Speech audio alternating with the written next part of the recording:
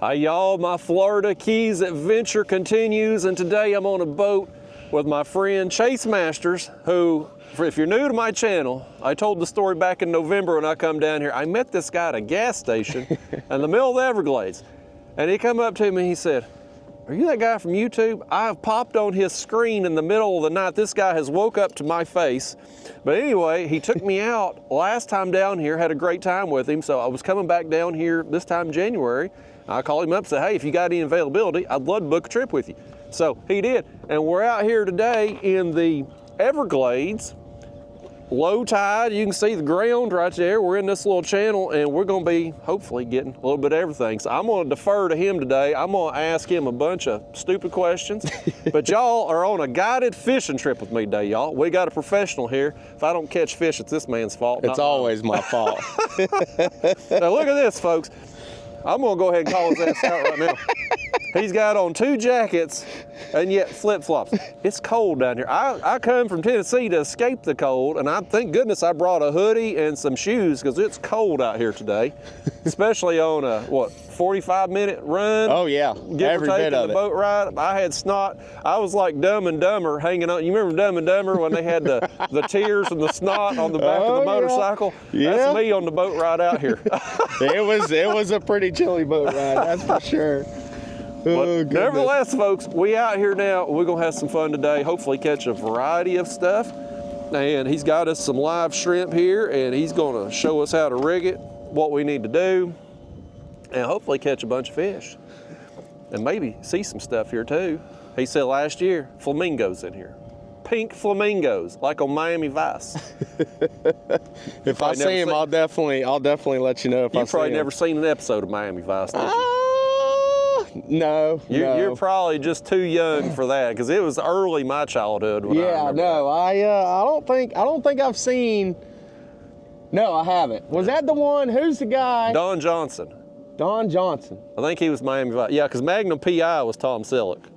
That's it. I was going to ask if it was the guy with the big mustache. Yeah, that's Tom Selleck. That's Tom Selleck. So same time frame.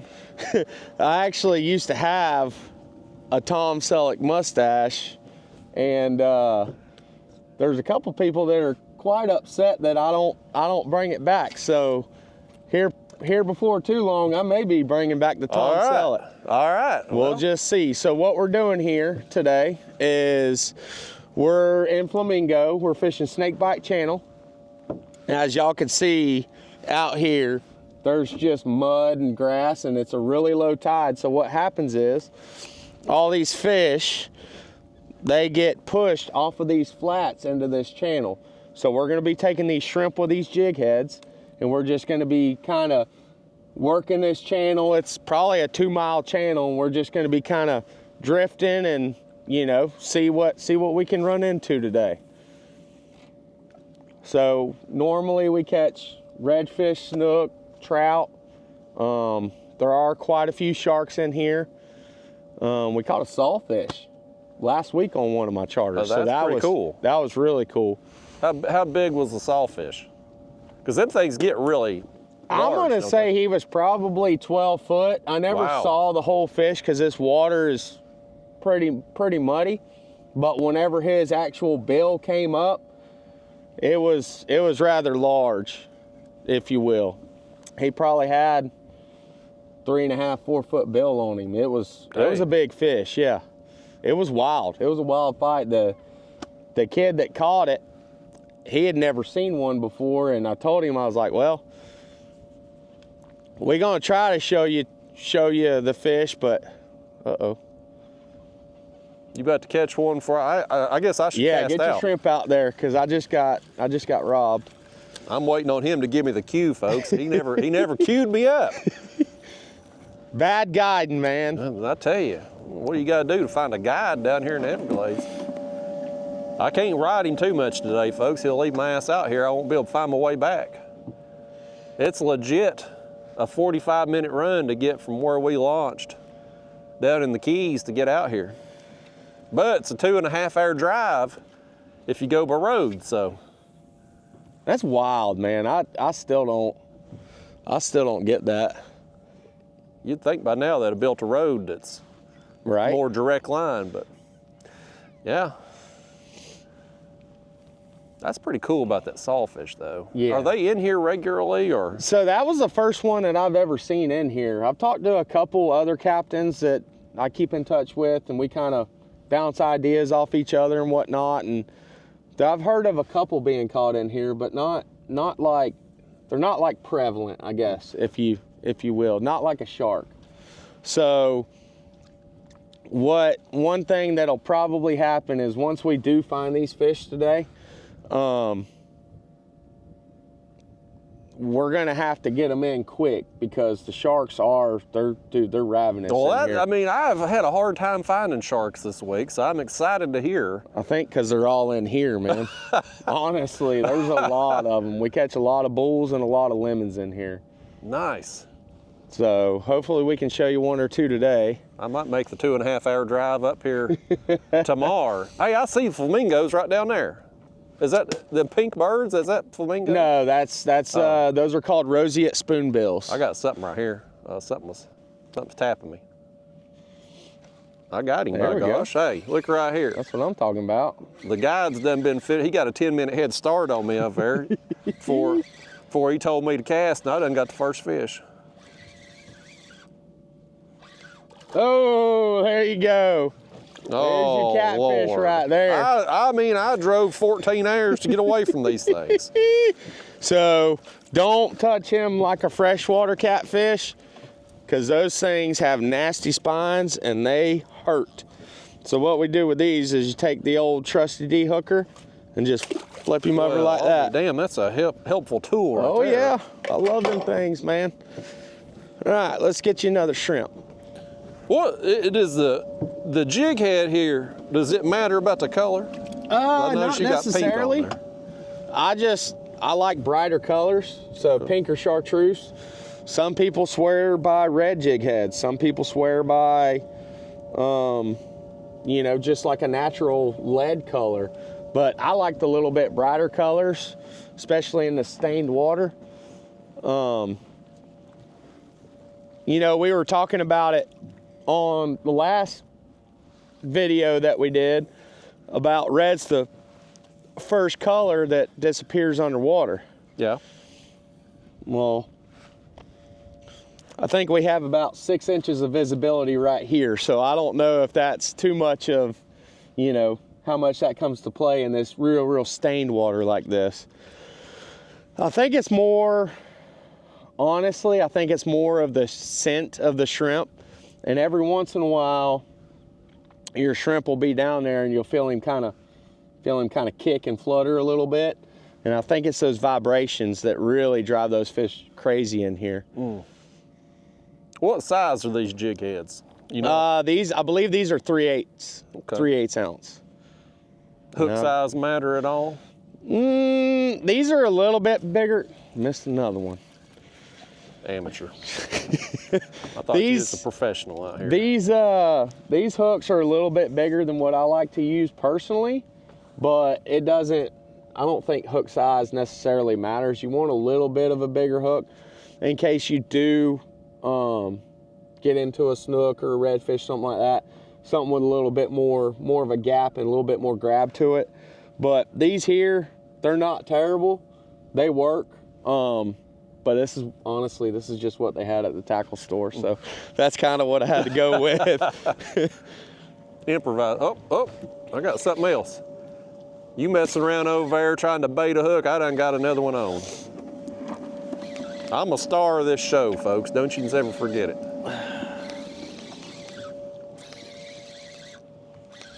I hope it ain't Another catfish. I don't know what it is.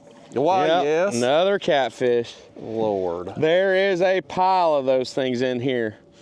So what we're gonna do is, like I was explaining earlier, we're gonna kind of drift down this channel throughout the day today, and we are gonna find fish other than catfish.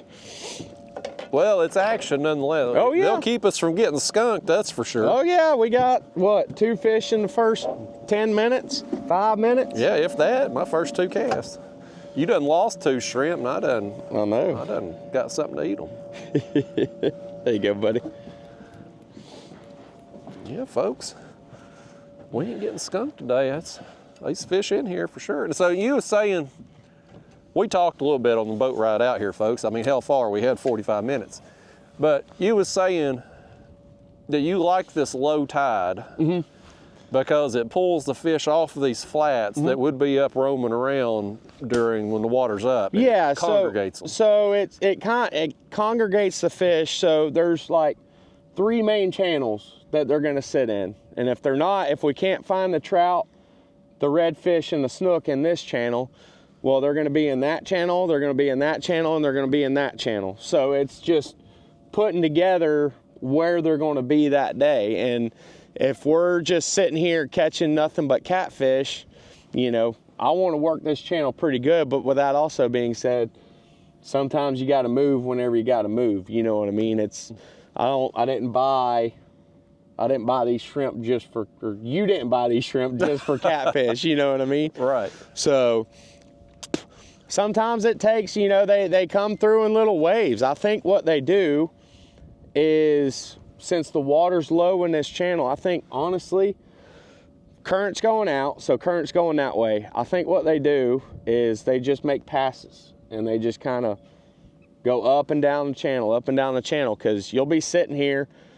Hell, I've sat in a spot for 40 minutes one day, and right whenever I was getting ready to leave, we got a flurry of trout come in. And then 5 minutes after the trout came in, we caught a redfish, and then we caught 3 or 4 snook. So I'm gonna catch something right now. That's what I'm talking about. You ever gonna catch one today? You just probably not. Sit here and watch me. I'm just sitting here and watching you and unhooking. I got you on a hot catfish bite right now. See, hey, good release. I didn't even need that one unhooked. I said I'll just do it my damn self. I knew you needed more time with lines in the water there to be able to. I'm telling you, man. To catch fish. Well, I'm holding out for the glory fish. Well, I'll take the trash fish. Let me see if I can remember how to hook one of these things, folks. He showed us last time, and they say there's no bad students, only bad teachers. We'll see if I can remember it. As long as you don't hook them in the brain, you'll be all right. And that brain is that little black part, the little black thing.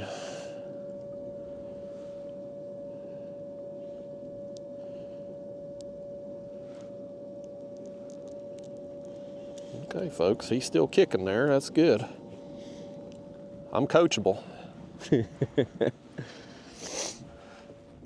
see if we can catch us another one that'll unhook himself. So what's the weather like up there right now? Miserable. There's 3 inches of snow on the ground oh at my house. My gosh. Now we get about 1 snow a year, a light snow usually. So I've timed it perfect to come back down here. Okay. And it's been a extended cold. Like we'll have some cold days and then it'll bounce back up to 50. Right. And this time it's been just extended cold right now. I'm getting the heck out of Dodge, man.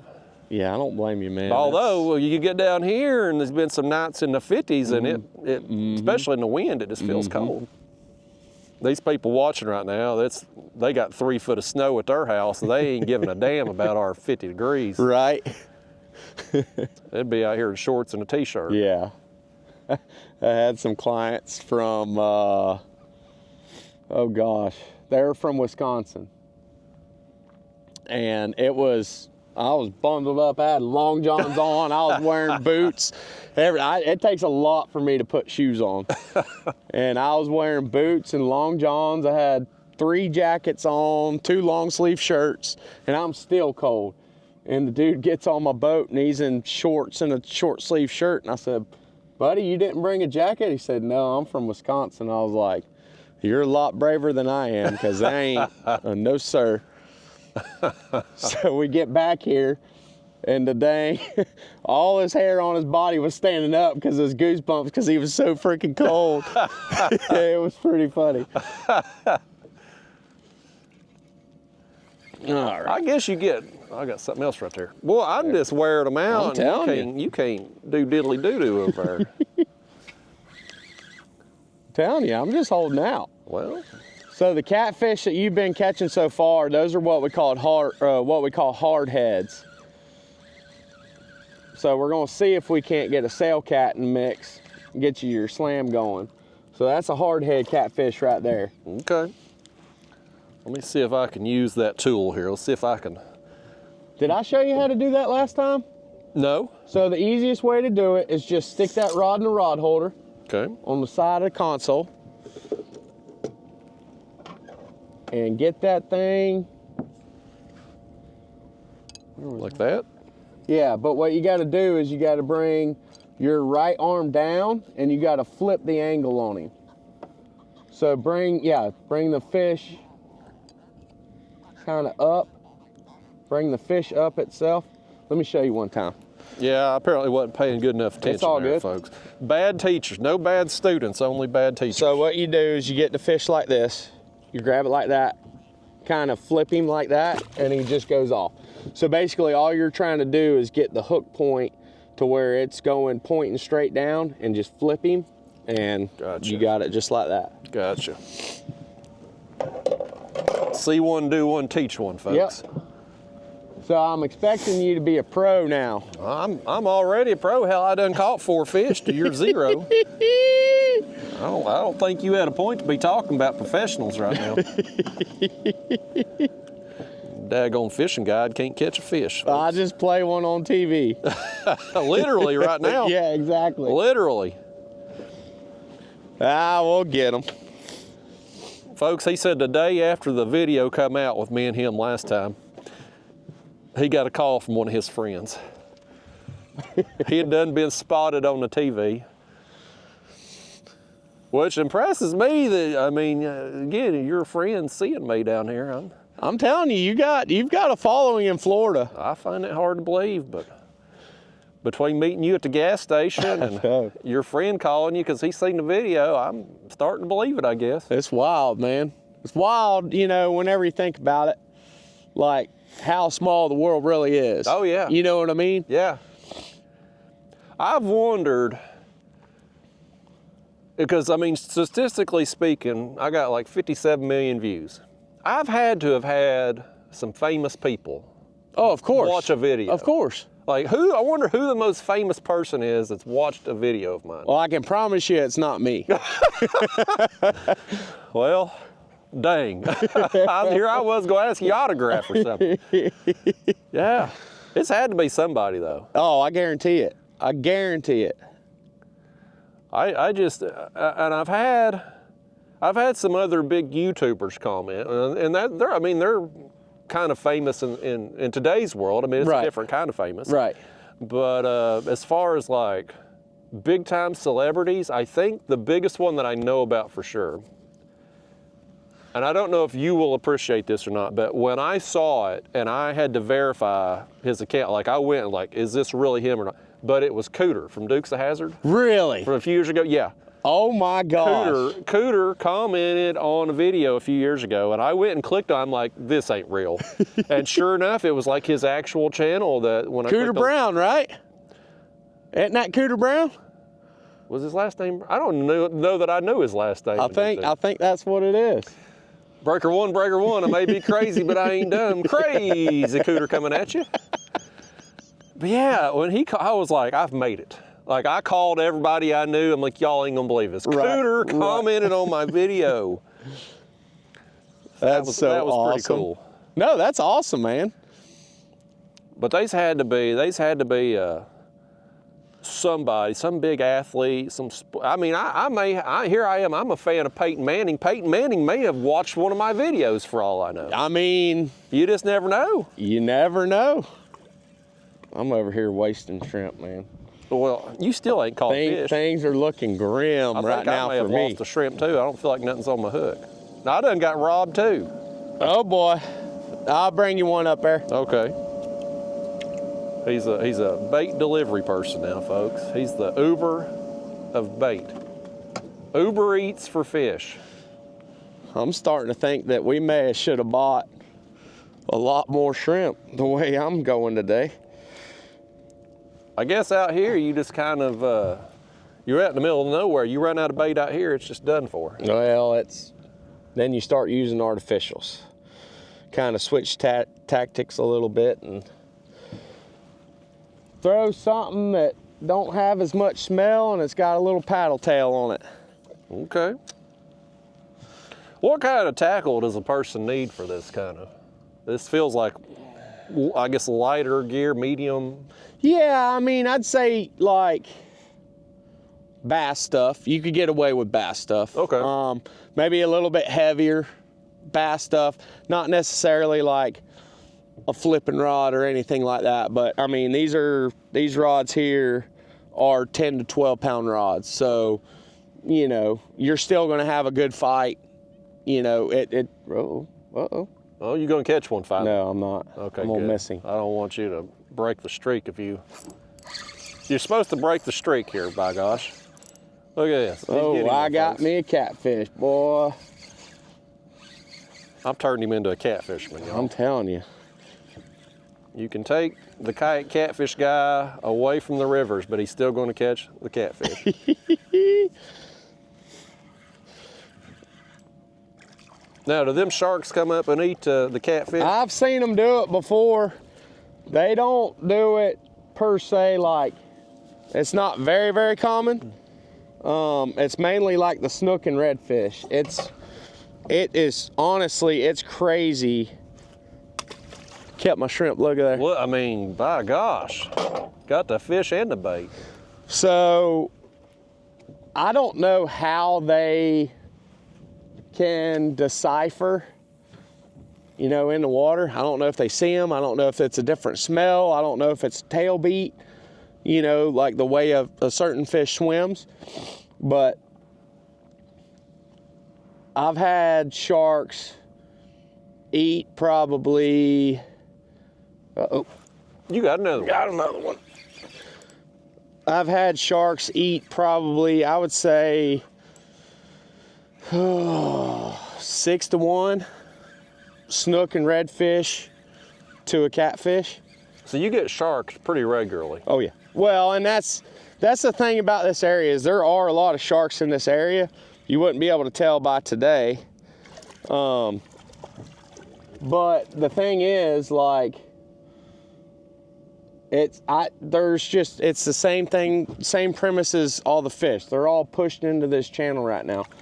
If we cut this catfish in half and gave it 15 minutes, 20 minutes, we'd have a shark. You make it sound so damn easy. Here Well- I have been struggling the last couple days. Well, like I said, all your sharks that you're trying to catch, they're all here.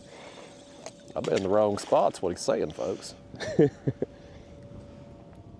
I'll tell you what happened, y'all. So the last couple days, I ain't got a video. But the last video y'all seen, regular viewers, I'm gonna need another shrimp too. I done lost All right, one. I got you. On the way, when I got back to the ramp, I met a couple from Georgia. They were just out walking around, and they live down there now. And I got talking to them. They're real nice people. And I was talking about catching sharks and stuff. I was like, oh, we got a place for you. And they told me. They said every time we go fishing there's sharks everywhere. We lose our fish as we're reeling them in to sharks. They told me a place to lunch. I go down there on Friday. I mean, it was the Dead Sea. I didn't see any life. I didn't see any sharks. I mean, nothing. And I'm pretty convinced they just lied to me. They were real nice people, but I think they were Georgia fans. And they didn't like me being a Tennessee fan. And they just said, we're going to play a joke on this guy. And it worked, because I went down there, hook, line, and sinker. I got caught for sure. I was the only thing that got caught that day. And then I was telling Chase here yesterday, I went out to the Channel 2 bridge, and I saw some sharks. I'm like, this is gonna be great. And then I proceeded to struggle to get anything to feed them, and I finally got some stuff, and the wind just come out of nowhere. And Chase, I pulled out my phone and looked, and I'm like, well, this ain't gonna be nothing, just a little rain shower. This is nothing, it's gonna pass quick. But the wind just, It was, I'm telling you. Kicking. It was bad. It was going with the current, and like I'm pedaling as hard as I can. I'm like, I don't know if I'm gonna make it back. I mean, I was inching along to get back. And oh yeah. Yeah, no, you gotta, crazy. And that kind of stuff, man, I'll feel bad for y'all and that kind of stuff, because there's really, like, you don't see it coming, and it was just a bad squall line that came through, and it was blowing every bit of 30. Oh yeah, had to be. Every bit of 30. Because like I said, I just got done fueling the boat up, and I was like, man, am I gonna be able to make it? Like, what the heck's going on here? And it didn't, I mean, again, on radar, it didn't look like it was storms. I mean, there was no orange, no yellow. It was just light green. Yeah. Well, there we go. I had a little tap too. What it was, I think he got my shrimp. Well, I got the fish, so you lost your bait. There we go. I done hooked him. But yeah, it was crazy. I mean, I couldn't believe it. And of course, there wasn't nothing on the forecast calling for right those super high winds.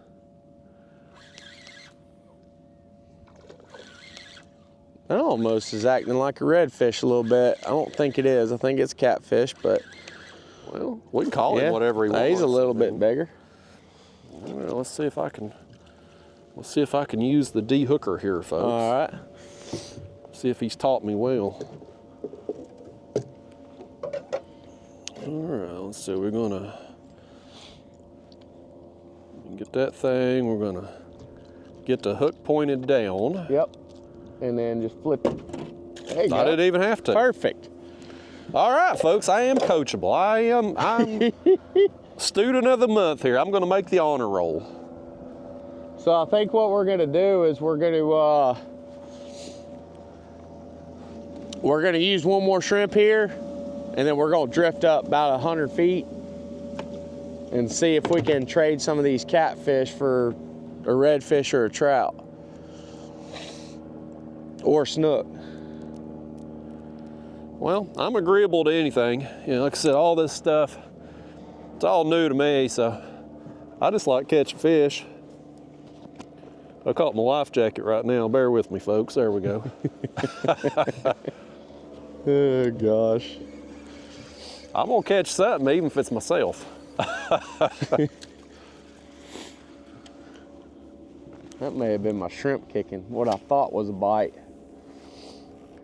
Well, if you can't tell the difference between a shrimp and a fish, we're in trouble. Well, sometimes the shrimp are just mighty. How's that saying go? Don't judge the size of the dog in the fight. The fight and the dog. That's it. Yeah. Yeah.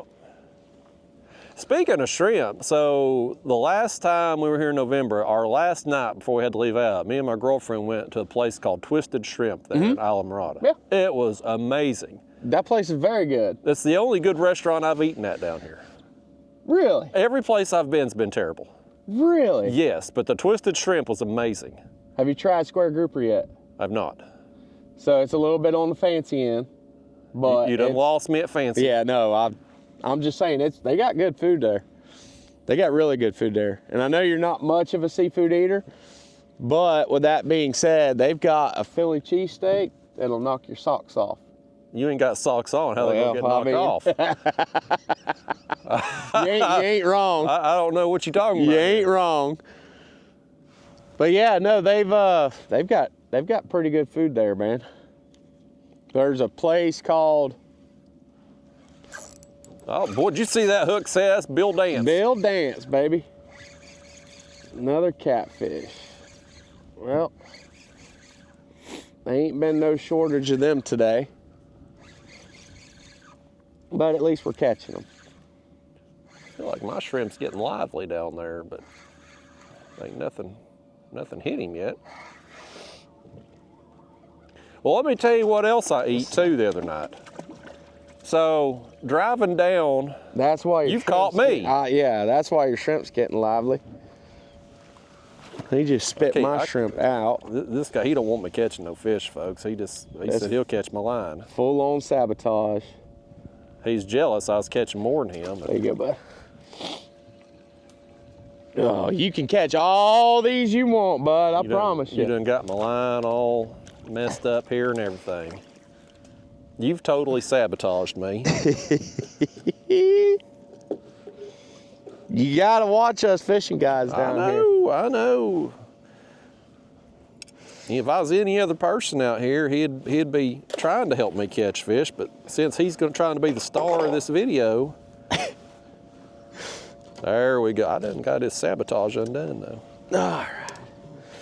No, I was going down there the other day to that little canal, and I saw the sign going down toward Marathon, and it said, "World famous lobster Reuben, 350,000 sold." Oh yeah, it's the Keys Fishery, Marathon Fishery. Yes. Yeah. So I saw that, and I'm like, well, I don't know that I've ever had lobster, and I don't like a Reuben sandwich, but yet when in Rome, right? Right. And so I go, and first off, it's $30. Oh yeah. Well, a sandwich and fries, $30, folks. And I didn't like it, which I knew I wasn't going to like it because I've never had lobster, and I don't like a Reuben sandwich. So why the hell I got it, I don't know, but I fell for their marketing. So you weren't a fan of the actual lobster, or you weren't a fan of the sandwich? Like, do you think you would eat lobster again and be like, okay, I could see where this would be good, or you just kind of done with it? Because lobster ain't for everybody. I don't know that I would ever have a need to try it again. I guess I'm indifferent to it. And for $30, and it wasn't like it was a massive sandwich. It was like a normal size sandwich. Right. But I guess you're paying for the experience of going and eating the world famous. Yeah. 350. I've done the math on this because when you get into the restaurant, they've got a little whiteboard, and the actual number now is over 400,000. Right. Sold. And I'm doing the math. I'm like 400,000 times $30 a pop. Like, they've become millionaires off selling lobster Reubens. Oh yeah. I mean, that's we're in the wrong line of work. I'm telling you, bud. We need to be selling some lobster Reubens. I'm telling you. And they don't even have to be good. You just got to put a sign up and get people like me that's dumb and falls for the marketing. Do y'all's catfish have that slime? Yeah. Ugh. It's nasty. All right, so we just moved up 100 yards, 50 yards, and we're gonna try it. Like I said, we're just gonna drift this channel. We're gonna run into something eventually. What kind of cast was that? I mean, how far do you want me to cast it? I mean, it's 10 foot in front of the boat. Do I need to cast more than 10 feet? You didn't tell me you cast a country mile. I'm giving you a hard time. I'd throw that dang shrimp off if I reared back on it. You make fun of me, folks. Don't worry though, Chase. These people, my regular viewers, they're used to seeing me catch small catfish. That's all I ever catch. Well, yeah, we gotta get you something different than a catfish. And that's just, honestly, man, there are a lot of catfish in this channel. That's just kind of how it is. But like I said, it's some days you get out here and you don't catch a single catfish all day. Some days that's all you can catch. And like I said, we're going to give it a little bit of time and try to figure out what's going on, and we're going to find some decent fish. I just don't know which channel we're going to find them in. I thought I was about to find one right then because I thought something hit me, but maybe it's my shrimp moving. I'm hell-bent on catching a fish 10 foot in front of the boat now just because you talk crap about it. Oh, gosh. Something hit me. I told you, There by we gosh. go. Now, that ain't no dang catfish. No. Here you did make fun of my 10-foot cast, and look at you now. I'm going to make another 10-foot cast in a minute.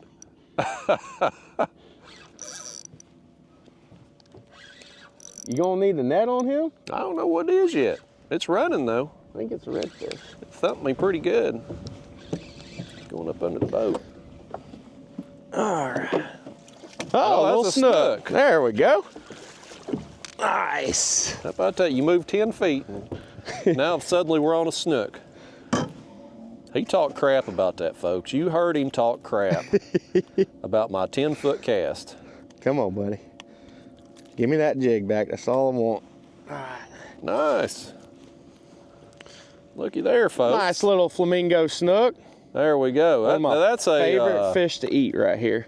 That's a desirable fish. Oh, right? yes, yes. People really target those. Oh, yeah. Very, very desirable fish. They fight hard. Oh, yeah. For their size. They I mean, throw that's a good down. fight.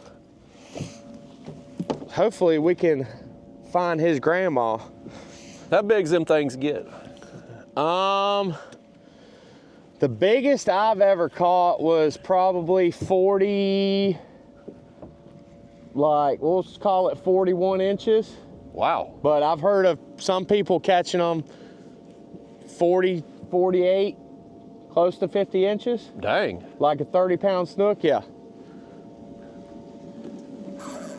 Well, that would be a heck of a battle. Oh, that was a nice snook right there. Did you miss one? Yeah, I golly. think that one's dead. Isn't it wild that we moved 100 yards and now we're out of the catfish into the snook? I mean, yeah, that is pretty crazy. Do these snook and stuff, do they run the catfish off?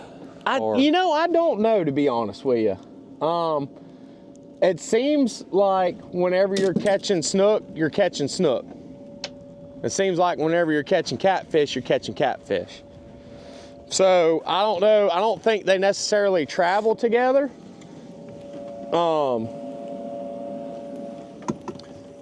I honestly think it's like a bottom contour thing.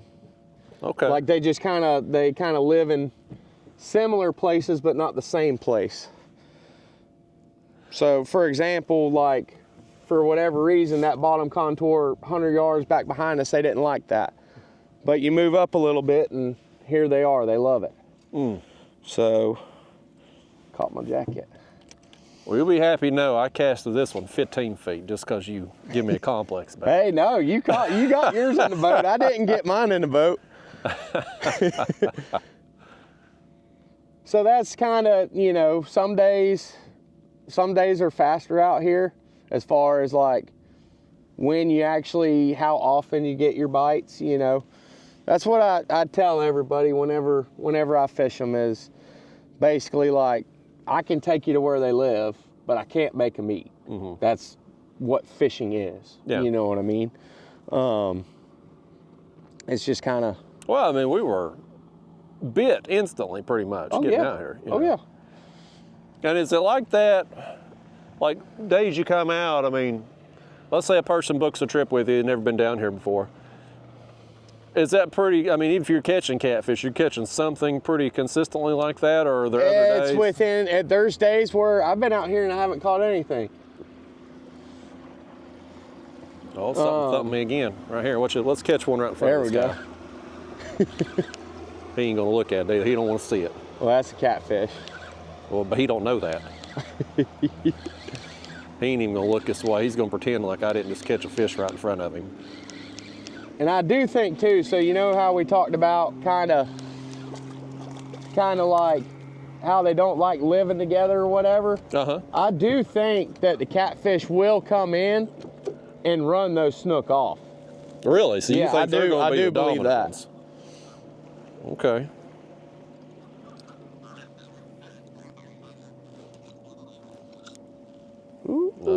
Botched it right there. I'm telling you, be careful with them things, dude. Them spines, they don't play. I ain't trying to go to Miami Hospital.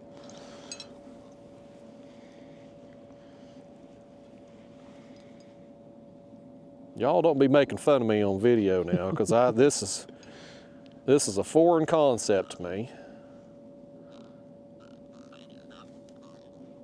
Just flip him overhand.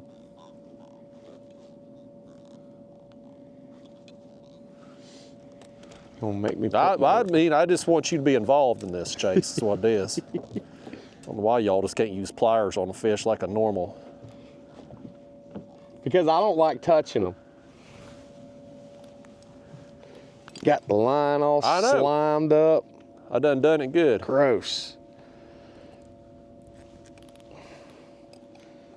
Flip it and fling him. You know, maybe because I'm doing it with my left hand. Maybe I need to do it with my right hand next time.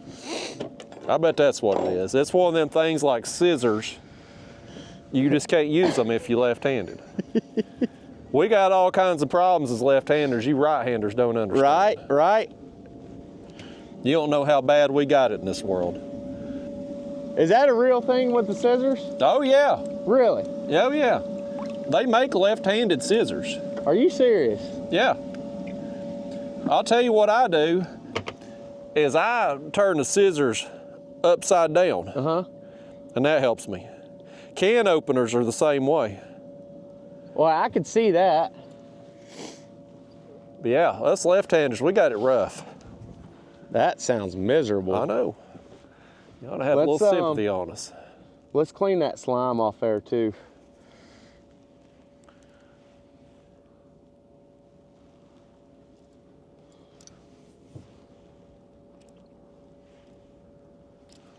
Cleaned. He'll have me cleaning the damn boat next, folks. Oh gosh. You gotta get some suede cleaner on this boat. This is a nice boat right here, folks. It's literally suede. I'm convinced of it on them seats and that's cushion there.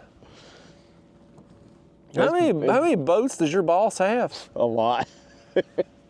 I mean, last time we was in a boat probably about $250,000, I bet. Yeah. Oh yeah. How much does a boat like this run?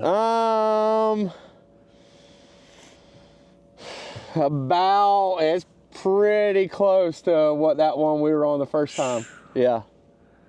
Yeah, it ain't no joke, That man. fella's just printing money. Well. Not literally if the IRS or the government's listening. He's not literally printing money, folks. Call off the Secret Service. When you got it, you got it. You got it, flaunt it. Here comes another boat. We'll see if we can catch one in front of them too. And it's kind of weird too, like this channel in particular, like I was telling you, it's for whatever reason, I don't know why, but they'll come through in little waves. Like those two snook that we just hooked, they may be the only two snook right here. Well, you just hooked something. Right in front of them. Right, I mean, that's two boats in a row. We need more boats to come through. I'm telling you.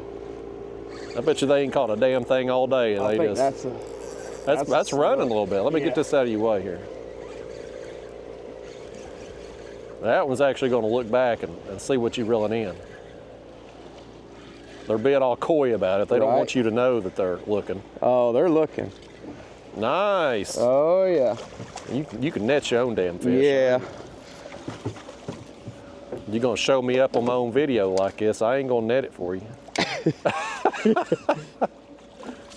I thought I was supposed to be the star of the show. Well, you trying to be. It's supposed to be co-star. There's Batman and there's Robin, okay? You're supposed to be the Robin to my Batman. Look how dark this fish is compared to the one that you caught earlier. Look at that, folks. So the one that you caught earlier had a lot more silver in him. This one's dark. You know why he's dark? No. He's been hanging out in the trees. Oh. He's been hanging out under the mangroves. See how his back's darker? Yeah. His tail's darker. So, one of my favorite fish right there. All right. One of my favorite fish that swims. That's awesome. See you, buddy. All right. All right, well, hey. Well, looks like we need another shrimp. That's three snook now.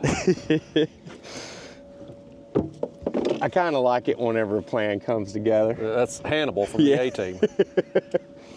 I know, and at least you know who Hannibal is. You don't know Miami Vice. Grow up in Florida. Don't watch Miami Vice ever. Well, so that's the thing. And I don't remember if we touched on this last time you was here or not, but you remember last time, well, like I said, I don't know if we touched on it or not, but being from Florida, we don't claim Miami as one of our own. Really? No, sir. Because it's a bunch of tourists? It's just not like-minded people. Okay. We'll just put it that way. It sounds like us East Tennesseans and Memphis. Right. Like that's a different, Nashville and Memphis are just different worlds. I'm gonna throw this artificial a little bit, see if I Well, can get of course bit on you this are. edge. A daggone bass fisherman here. Well, I'm just trying to save some shrimp. Honestly. So if I come up here in the kayak and I just bring me some shrimp, let's say I catch one of them snook. I'm not as partial to them as you are. Is it a legal bait? No, absolutely not. Cannot use a snook? Nope. So really the only, they're freaking whacking it right here. I don't know what's whacking it, but something's whacking it. Probably a little jack crevalle. So the only legal bait to use in here would be like a jack crevalle or a ladyfish or a catfish. Okay. So a snook, a redfish, a trout, a mangrove snapper, those are all game fish. So you can't.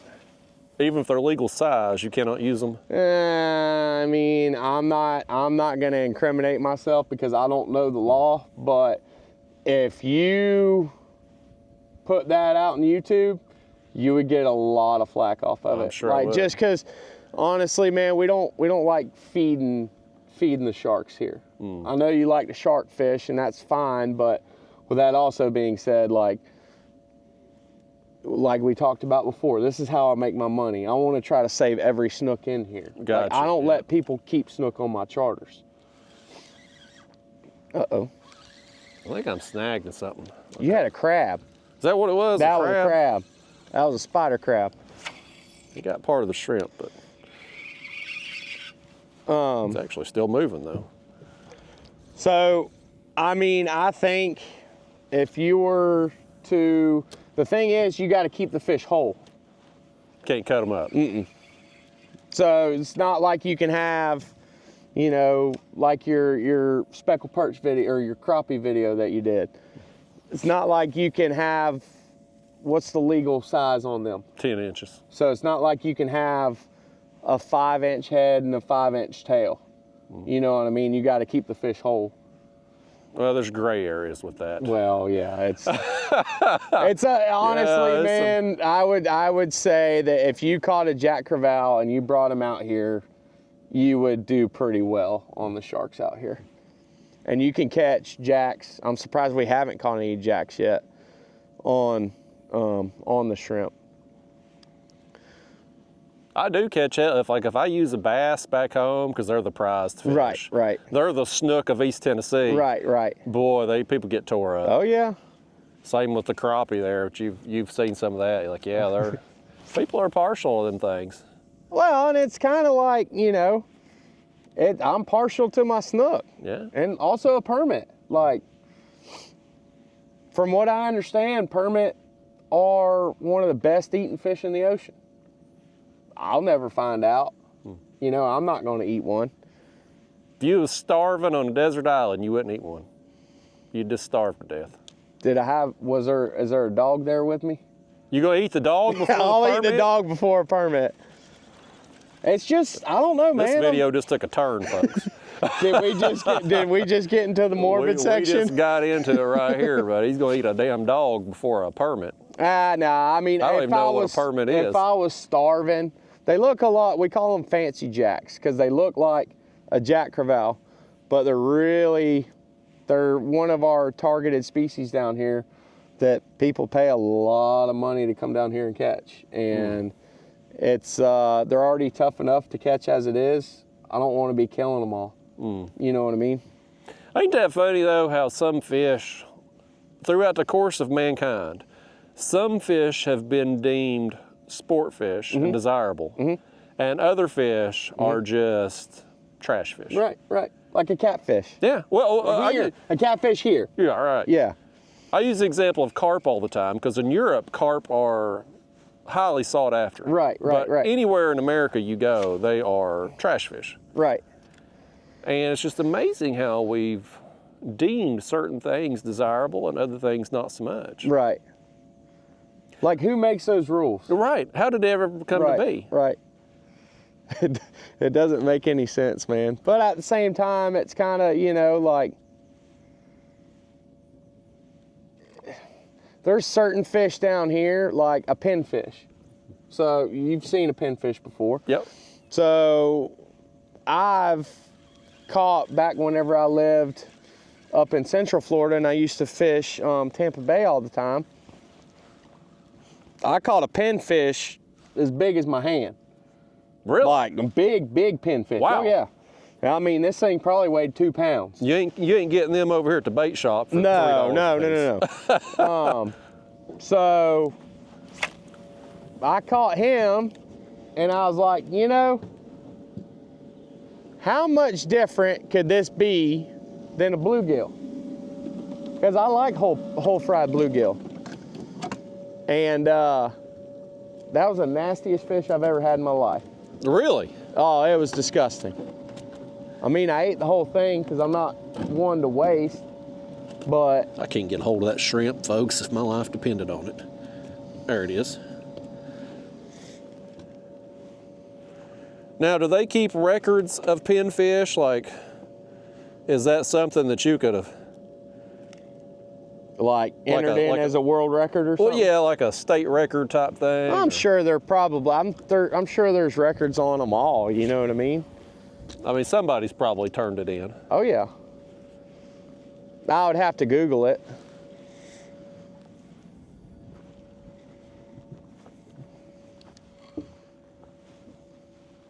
These things, when they fall down on the floor of the boat, they're hard to get a hold of. Yeah, they are. We're gonna give this a couple more casts and see what happens. Oh, something, boy, he was hitting it right as it got on there. Has he got it? Does he have? There we go. Something hit it right as it got on the water. You got something? There's your shark bait. Oh yeah, let's throw that thing. We're keeping these, right? Yeah. Okay. Throw them in there for me. I'm gonna throw them in the back live well. We're getting a head start on the next shark video, folks. We're gonna keep them things. And I didn't bring any wire with me. If I would have brought wire, I'd say we throw him out right now. well, you know what? You unprepared. I know. I'm disappointed. My audience is disappointed in you. You just let them down for the first time. I'm telling you. Look at this suede right here, folks. Look at that. That's nice. Oh, I done caught myself. That's an odd place to have that hatch right Yes, I agree. there. It seems like for a $300,000 boat, they'd have laid that out a little better. Yeah, I'm not in love with it, but it works. Oh, you need a shrimp. Well, I need a lot of things. Trying to sabotage you again.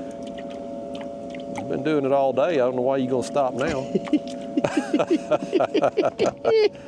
don't you bait one up for me? Yeah, there you go. I've been having to bait my own hooks. I'm telling you. What kind of God am I? I'll tell you. I hope you treat my audience better than you treat me, by God. Oh, man.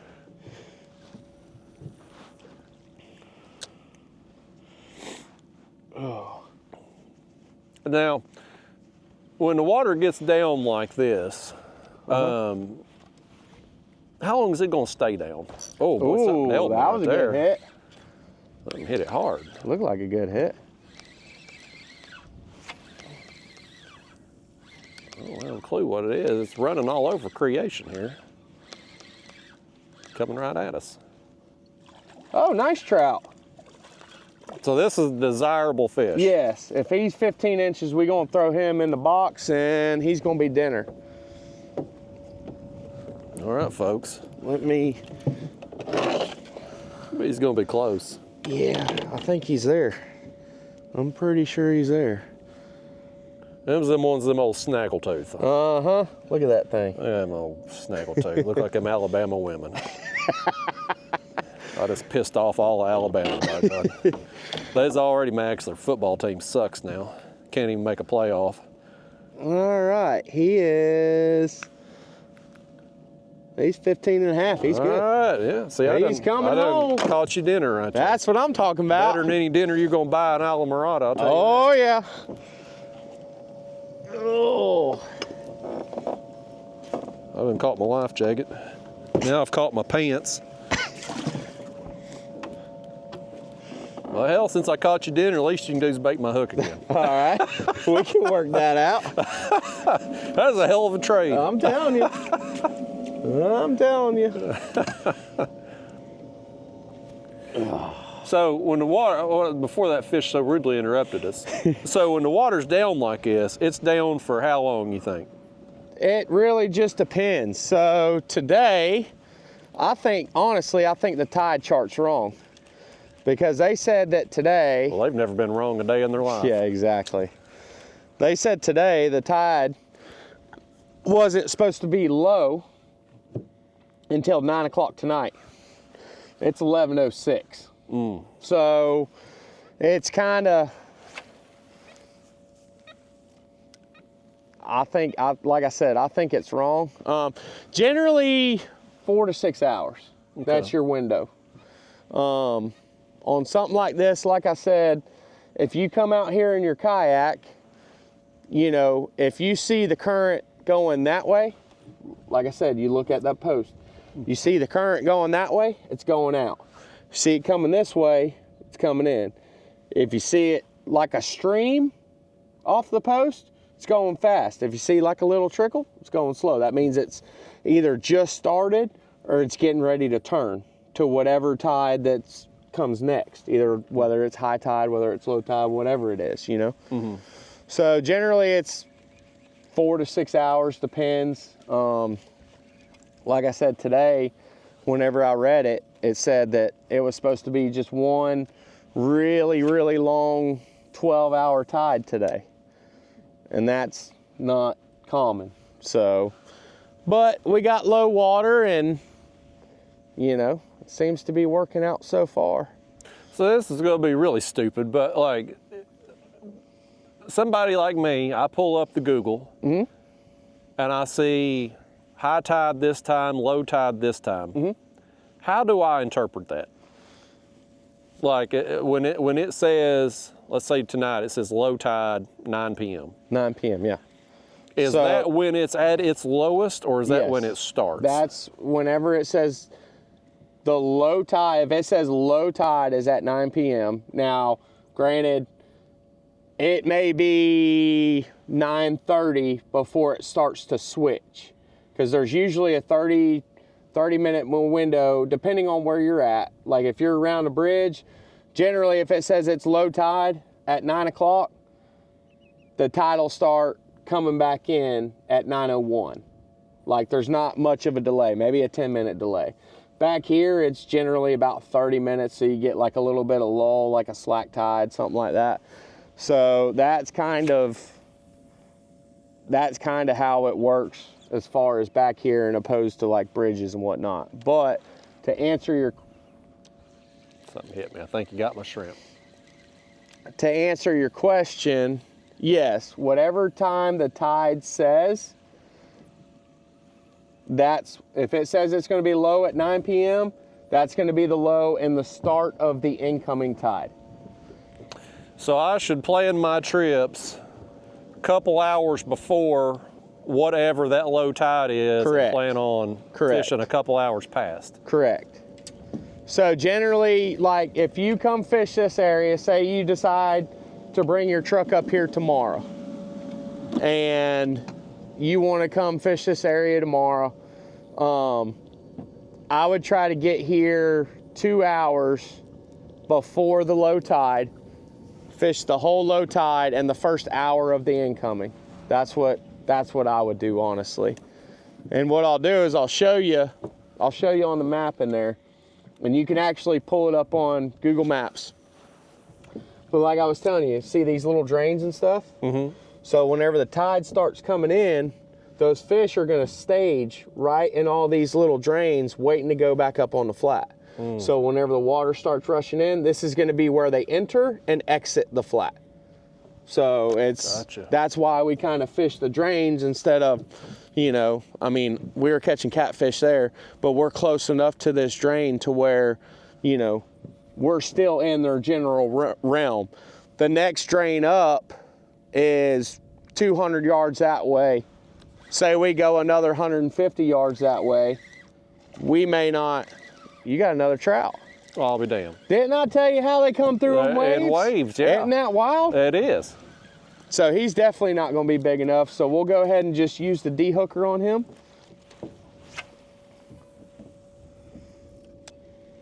And these, they got something else that you can't grab them around their back or something, or? So those there, they have a really sensitive slime coat, so we try not to touch them, because what happens is if you start taking away their slime coat, they'll get sick and they'll die. Gotcha. So. I'm gonna try this thing right-handed this time, let's see. Something so simple, and I just... Okay, I've got the hook pointed down. Flip him. You gotta flip him a little bit harder than that. Perfect. By gosh, right-handed is the way to do it, folks. Let me get you a shrimp. He's gonna bait my hook after that. That's like getting a gold star on your report in school or something here. Oh, goodness. That is hilarious. So you haven't asked me why we hook the shrimp like this. Well, that's a good question. I probably should ask that. There's probably a lot of questions I need to ask you that you should. It's all right. Why do you hook the shrimp like that? Just because we do. There's a smart aleck in every crowd, folks. No, we hook the shrimp like, what? Did you see that? No. He just came up right here too. There's like an eel or some kind of sand eel or something. That was wild. You're seeing things. I may be. No, we honestly hook them like that, so they stay alive and they can kind of swim around a little bit, and there we go. Something nailed it.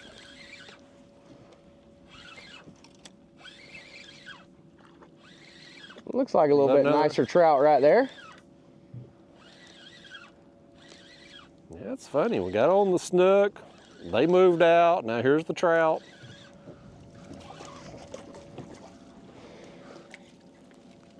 Ooh, he's gonna be close. I think he's gonna be a touch short. He's gonna be 14.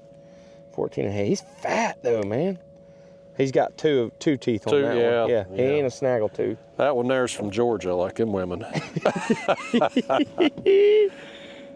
Yeah, he's 14. See you, buddy. What's the common size of them trout you normally get? Oh man, it really, honestly, it just kind of varies. It really depends on where you're fishing for them. So the area that I was wanting to take you to today, it's an area called Blue Bank, and we catch a lot of trout out there. And so trout kind of travel in schools. So basically,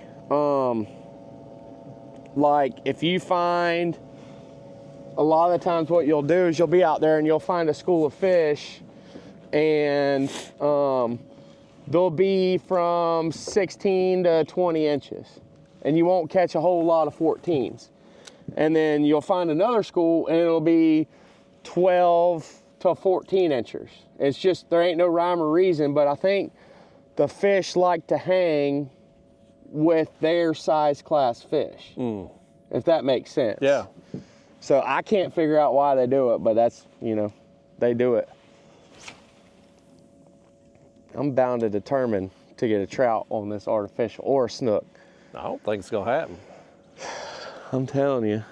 I like your optimism. But Just one. you couldn't catch them on live bait earlier. I don't know how the hell you gonna do it on artificial. One lonely Jack Crevalle. That's gonna be your shark bait. Hey, I'll make use of it, by gosh. Hopefully we can get you a couple big ones. That'd be nice. Whenever we go, we're gonna go over there and fish tin can a little bit. And there's some big jacks that swim around in there.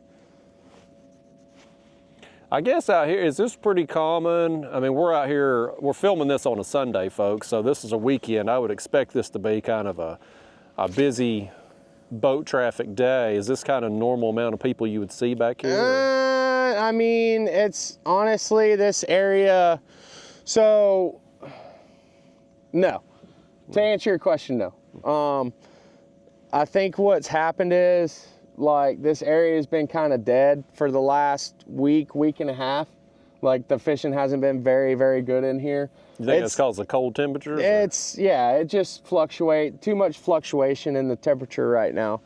But, like, I've been back here on a Tuesday, and every charter boat in Islamorada will be from that tree line back there all the way to the end of this thing. Oh. So it's, you know, it's kind of dead right now, but like I said, the fishing's not been very good back here.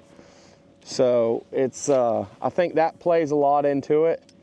I was thinking about, like, if I'm out here in the kayak and I hook into a shark, it's gonna tow me all over creation. Am I gonna be boats zipping up and down while I'm battling this thing? So the 50-foot wide channel.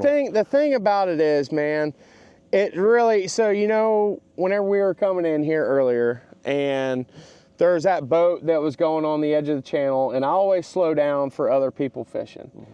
Well, you don't always get that. Mm-hmm. So, you know, it really just depends on who's back here and what kind of mood they're in, more or less, just because it's, you know, the channel's so wide.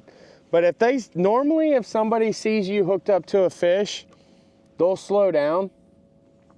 And if you give them hand signals, like which way to go, generally they'll be like, okay, if they see your rod pointing this way and you're fighting a fish and you say go that way, he's gonna know that you got a fish on and he's gonna go this way. Okay. 9 times out of 10. Sometimes people are just jerks. Yeah. You know what I mean? So I guess out here too, I mean, one of the things I could kind of, on a place like this even, is just put the kayak right up there on the mud and float a bait out. Yeah, no, you definitely could. Do you have a spike or anything? Well, I do. I didn't bring one with me, but. What about like a little anchor? Because you could definitely, I mean, the tide's actually slowed down quite a bit right now. I think that's why our bite's kind of died right here, but we are going to move down a little bit here in just a minute. Yeah, I mean, I could anchor too. Yeah. I just think it might give me a little bit more firm ground as far as fighting something big.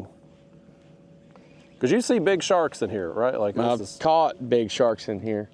Which is amazing that they're going to be in this little canal like this. Oh yeah, no, amazing. I mean, like I said, that day that we caught that sawfish, we caught that wasn't a big shark, but it was like a 4-pound bull shark, or 4-foot bull shark. You know, that's a pretty decent size. Yeah, that's a good size. I think the biggest shark I've caught in here was an 8-foot lemon. Okay, well, that's nice. I tend to see more lemon sharks in here than bull sharks. But I mean, there's all kinds of stuff. You can't tell where they're at. Yeah. You know what I mean? They could be sitting under our boat right now and we'd never know because the water's so dirty. So he specifically told me when we got here, folks, no hands or feet. Now I wouldn't do it anyway. You ain't got to worry about me, but like, no hands or feet in the water here. I done been robbed. Fishing on credit. That was I didn't hook it good enough. I know you didn't. Yeah, it's your fault. Sabotage. I saw you hook it and I was like, there ain't no way that thing's gonna stay on.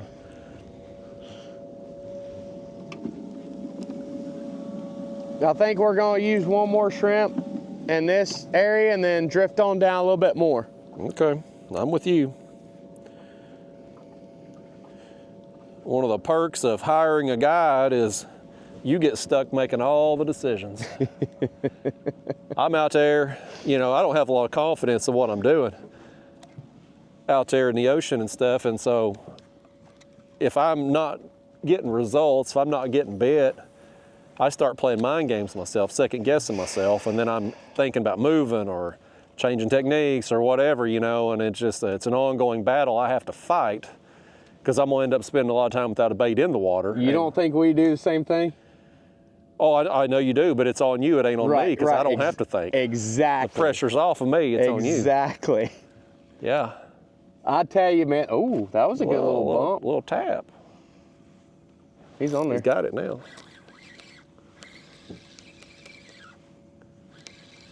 Coming right at us.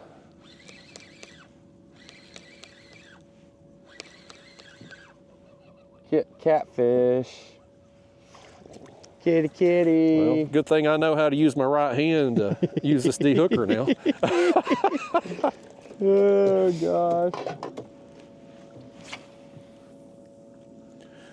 So you guys sit there and second guess yourself all the time too? All the time, man.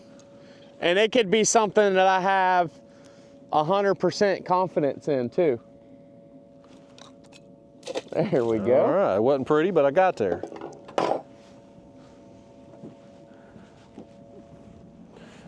But if you ain't getting bit in a timely manner, you just start. That's it, man. And it's all about, I guess it's human nature. Yeah, yeah. Well, and I think too, man, it's like we talked about last time. It's I want my customers that come on my boat, I want them to have, you know, they're paying good money for me to take them fishing. Yeah. I want them to have the most enjoyable time that they can. And I'm gonna tell some really bad jokes. I can guarantee it. Yeah, I've had to fake laugh a few times at your jokes today.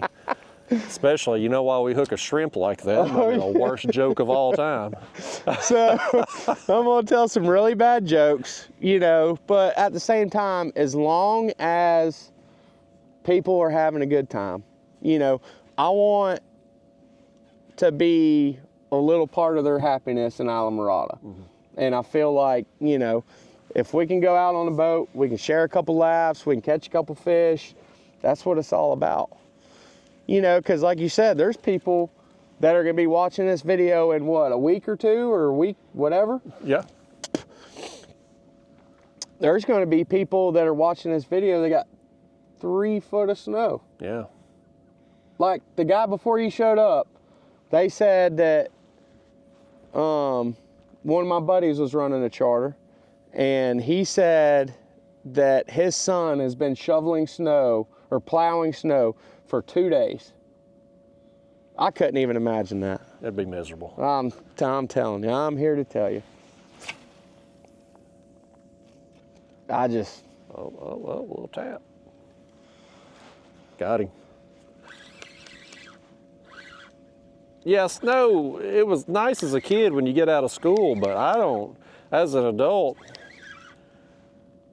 sledding's fun, but I'm too lazy to walk back up the hill. I don't want to do it. Get stuck in the house, can't go nowhere. Go to Walmart, out of milk, out of bread. Another catfish, we moving. He don't like these catfish, folks. He ain't into the catfish. I like to catch the glory fish, man. Them old snooks, his glory fish. There it is. Boom. It's all about using your right hand, folks. We've learned that here today. Right hand is the key to the de-hooker. Well, left and honestly, I didn't even think about you being left-handed and telling you to do it different. Well, that's a better guide would have. That is hilarious. Oh, gosh. Well, I'm telling you, man, you know what? I love having you on this boat. You're welcome on my boat anytime. Well, I'm glad somebody liked it. He ain't gonna leave me out in the Everglades today, folks, so that's good to know. Well, we ain't there yet, but... Nah, man, I enjoy fishing with you. Well, good. That makes one person on the planet. Oh, gosh. Just a couple Couple hacks trying to get through life, man. That's all it is, man. Just trying to survive another day. Look good doing it. All right, there's a bunch of bait right here. Let's see if anybody's home. Got Those the power fancy poles back dude, there. those things are nice. I love those things. Hydraulic ones right there. All righty. They just stop you dead in the tracks. I guess it'd help if I got the rod, wouldn't it? Oh, get back in there. Get back in there. There we go. So, I mean, relatively, this is pretty simple fishing, though. Yeah. I mean anybody could do this. I haven't taken you to do anything too technical, but Well, thank God, because you know, that we're gonna save that because I'm gonna get you to come down here in September, and we're gonna get a little bit technical in September. Okay, what's going to be different in September? We're gonna go bone fishing. Bone fishing. Yep. Okay. Yep. Them's them ones them people fly fish for. Oh yeah, but we're not gonna be fly fishing. Well, we're gonna be jigging goodness. for them. Thank goodness.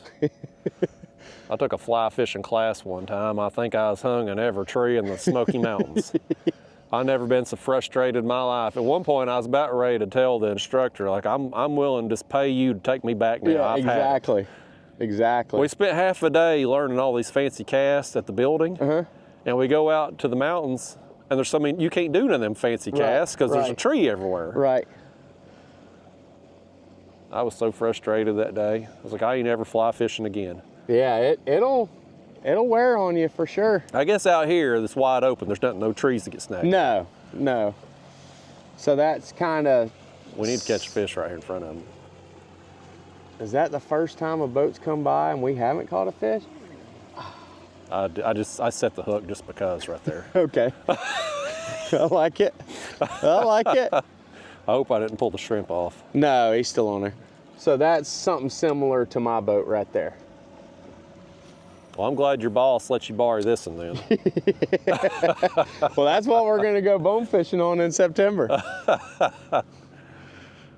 I might be able to come down here around September. We'll see. Well, if it works out, it works out. If not, then we'll find another time. Definitely Thanksgiving week. I should be down here though. Okay. But it's well past September. Oh yeah. Well, it really, honestly, it just depends on how many cold fronts we get. Generally, November, you can still catch a couple bonefish, but it's not as good as it is in September, August, September, October. Those are like the prime months. And why are those bonefish? Is it because of the scarcity or the difficulty? It's difficulty and just people like, it's kind of an exotic fish. It's a fancy fish. So I fish for a lot of fancy fish, if you will. Yeah. Footloose and fancy free over here. Those guys pulled up right behind us to fish that little spillway. Well, they can catch all them catfish. They start pulling out snook back there, I'm gonna go hire them. Exactly. Well, you caught one. I did catch, yeah, you're damn right I did. On that 10-foot cast you was making fun of me about. Now, like bonefish, do they just move away? Does the bite slow down? Like what happens? I believe they go offshore. They've done some studies on them, and I believe they go offshore, and they don't necessarily spawn, but they go out in that deeper water, and they can they get in the deeper water, and it's a little bit warmer for them, because they're pretty tropical fish, like what a snook would be. Like this water temperature right here, I believe it's in the 60s. I ain't caught very many snook where the water temperature has been below like 65. They don't like it. They get cold, you know. Trout and redfish, on the other hand, they love it, but snook not so much. Same thing with a tarpon. They don't really love the cold water either. There's a fella out on his boat the other day when I was in that little canal, and he said the water temperature had dropped 5 degrees in a couple days in that canal. It was 68 at the time, so I guess it was 73 prior to that. But Yeah, it's wild how much it fluctuates in just a short amount of time. It's Now, when you have let's say after that happens and it heats back up real quick again, Ooh, will that there's a move good them back in real fast, or? it depends on how long it stays cold for. Because I think what they do is, like, as soon as they feel that water starting to cool down, they start searching for warmer water. And I mean, I don't think it's right away. I think it's like a week, like it'll take them a week to come back to something like that. But it's something to where, like, this past week, I've been seeing in certain areas that I like to fish, I ain't seen a baby tarpon in 2 months. And I pulled up to a spot the other day, we caught one, and then I've just been seeing them all over the place. So generally they don't like colder water, but I think with this cold front, and if it gets down in the 40s at night, it really, really messes with them. They don't like that one bit. Do you see a lot of 40s at all, or is that kind of an anomaly?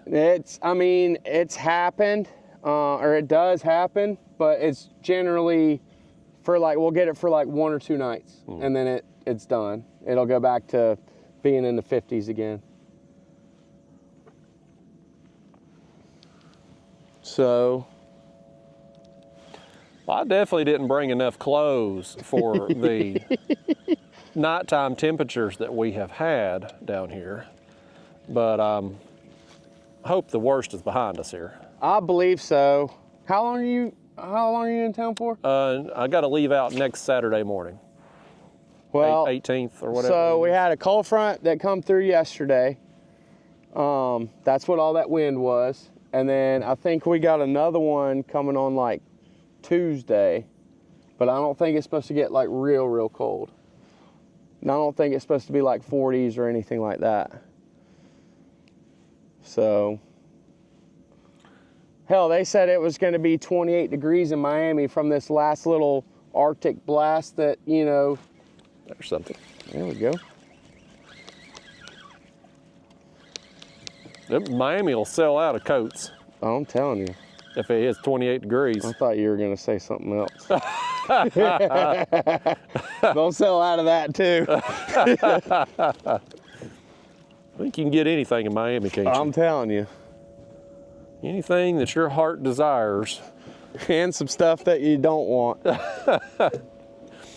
All available on South Beach. South Beach is a wild place, man.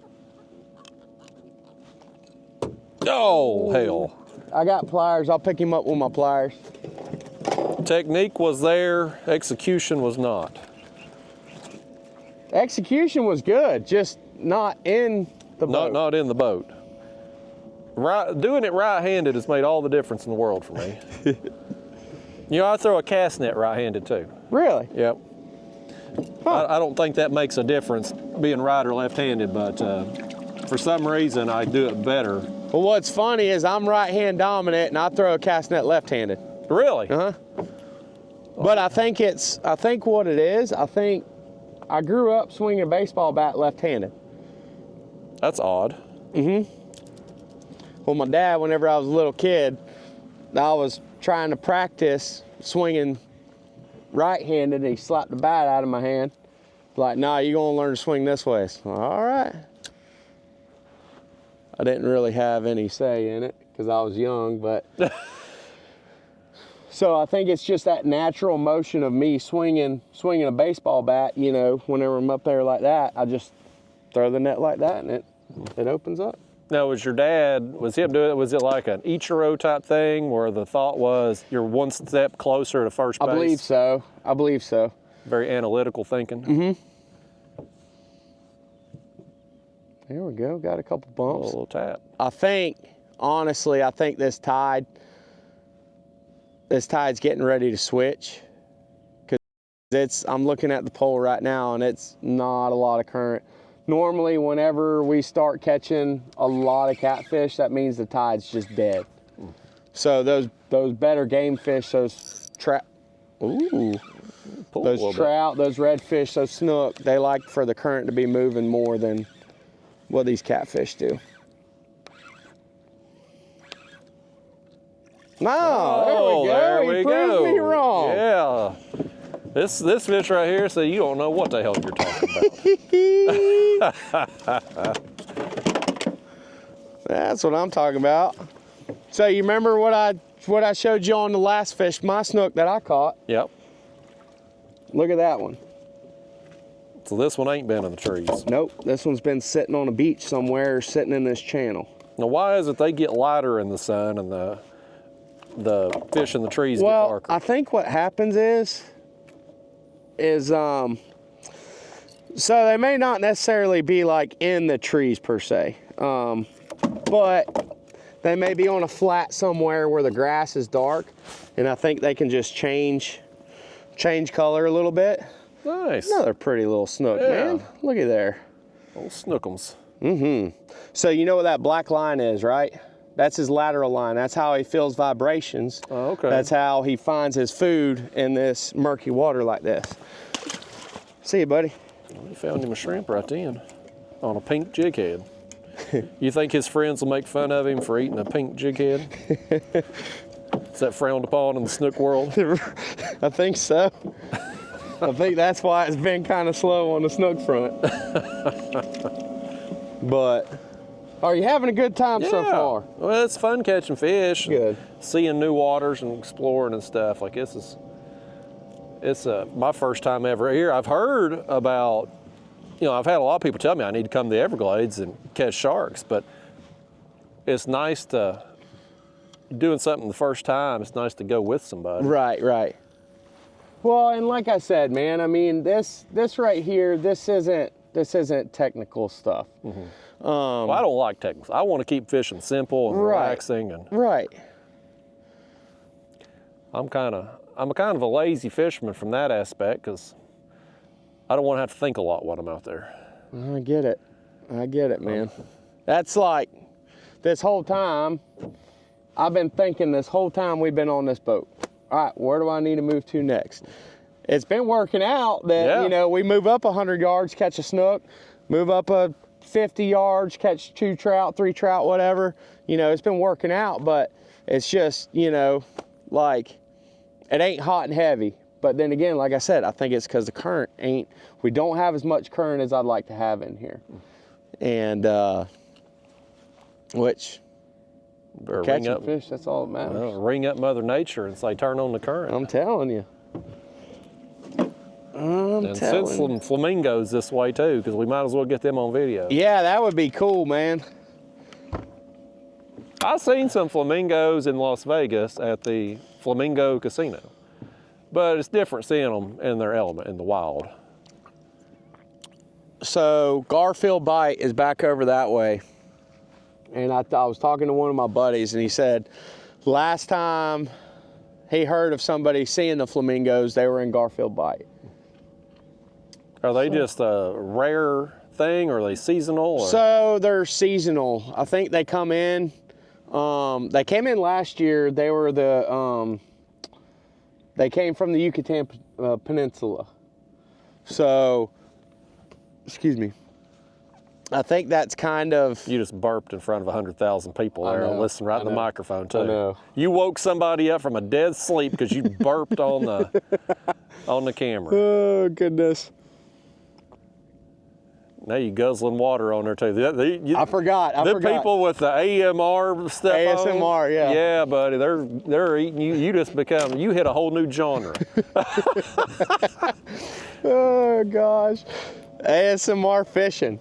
Some of them people, have you watched some of them videos? I'm just like clicking on it. And then women that they'll talk and they're like smacking their lips kind of. I can't stand it. I can't stand it either. It's like nails on a chalkboard to me. I'm telling you.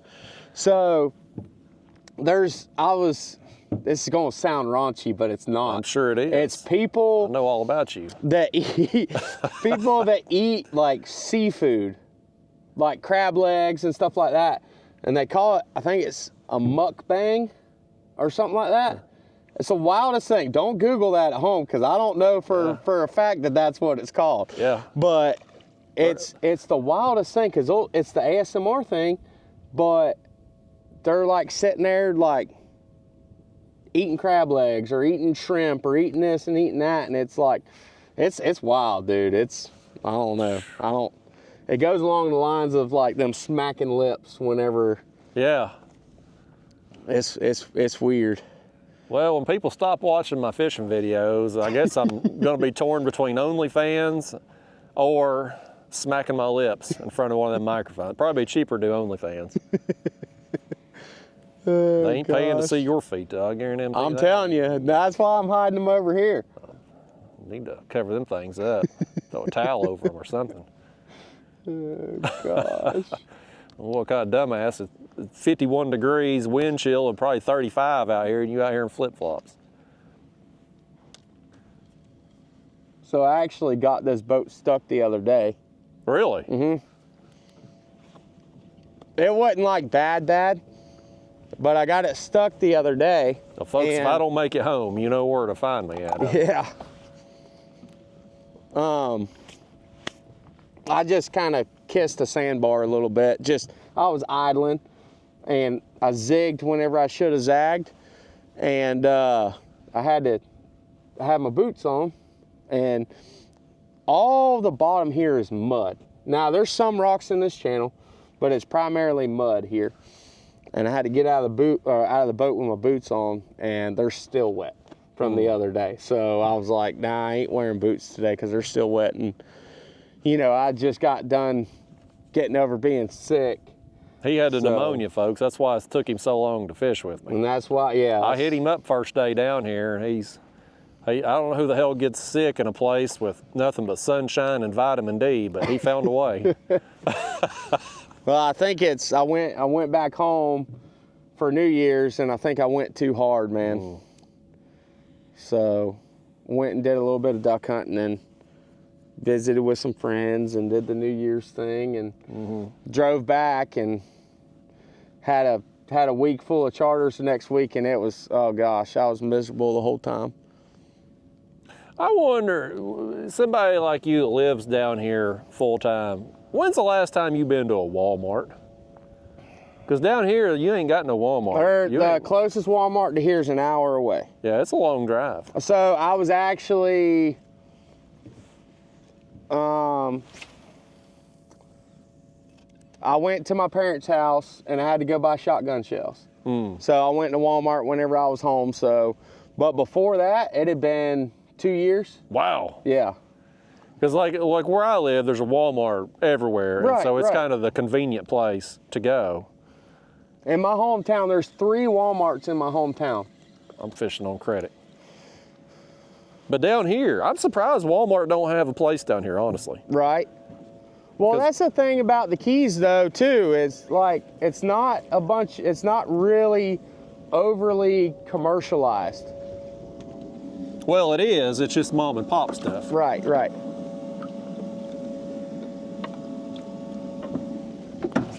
Well, I guess I meant with like big chains and stuff like that. Like there's no Walmart. We did have a Kmart for a while. Really? Oh yeah, down in Marathon. Well, you're probably the reason why they went out of business. They had a really good fishing section, to be honest with you. It was awesome. my first job as a teenager at Kmart, a cashier. Really? $5.20 an hour. Oh my gosh. I was making a nickel over minimum wage at the time and thought I had made it. Look at you now. Look at me now. You know, at the time though, I really had made it because I was 16, obviously at home with my parents, no bills. So right. I go in there and work 20 hours a week after school, and hell, I had gas money, I had food money, and life was good. Of course, back then gas was under $1 a gallon. Exactly. And, extra value meal at McDonald's was $4.99, and times have changed. I went to McDonald's like a month ago, and I got 2 sandwiches, a fry and a drink, breakfast sandwiches, and it was damn $18. I believe it. $18. I believe it. I've been hitting up your Wendy's there in Islamorada this week because it's convenient, you know, and it's not too much more than on the mainland, but it's still, and it's the best meal I've had down here this week too, by God. I think most of these restaurants you're going for the vibe of the place and not necessarily the food. Everybody wants to go watch the sunset. Everybody wants to sit outside. Everybody wants to do this, do that. Yep. And I mean, I'm not mad at them. They're down here for it, but I'm not going to say it on air because I'm not going to blow up my spot, but whenever we go off a camera, I'm getting the private stuff here. There's an Irish pub. There's an Irish pub in Tavernier. We'll just leave it at that. Okay. I actually met some fans of my channel this week. They were staying in Tavernier. They recognized me up there in Key Largo. I'm telling you.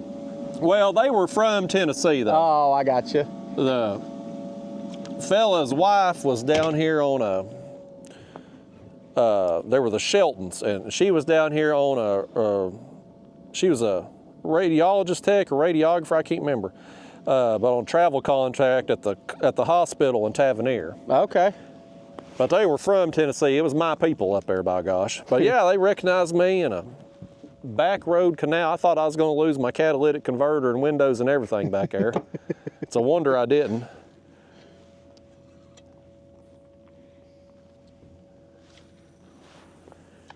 And this is just my observation driving down, but it seems like Key Largo, Tavernier, it's kind of the ghetto of the Keys.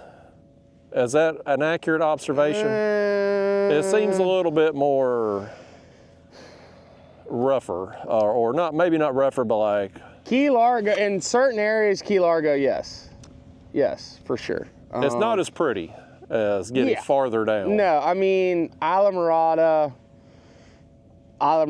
in my opinion, is the best key. But with that also being said, it's once you get over Tavernier Creek Bridge, that's where technically Islamorada starts, and that's where it starts to get pretty again. Come on, fish. This guy's coming right at us. He wants to look. He wants to see me reel one in. I know. The whole boat does. Everybody on there does.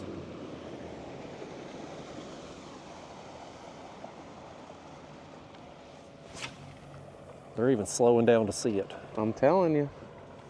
I don't think I have a shrimp on. Are you kidding me? Oh, that's why I couldn't catch nothing. Are you kidding me right now? Yeah, I'd like to say you baited the damn hook wrong, but I baited it. What kind of Mickey Mouse operation are you running back there? Well, you know what? If I had a guide worth a damn, I wouldn't even be baiting the hook, and I wouldn't have an opportunity to mess it up. Listen, I baited your hook the whole time we were on the patch reefs. Well, we missed our chance right there of showing somebody up.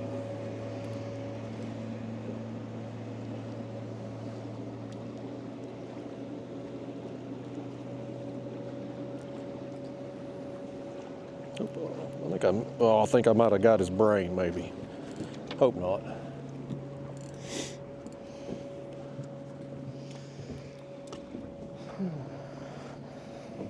I got that thing all wrapped up around the rod. I'm making a fool of myself in front of the people. I'm glad they own now.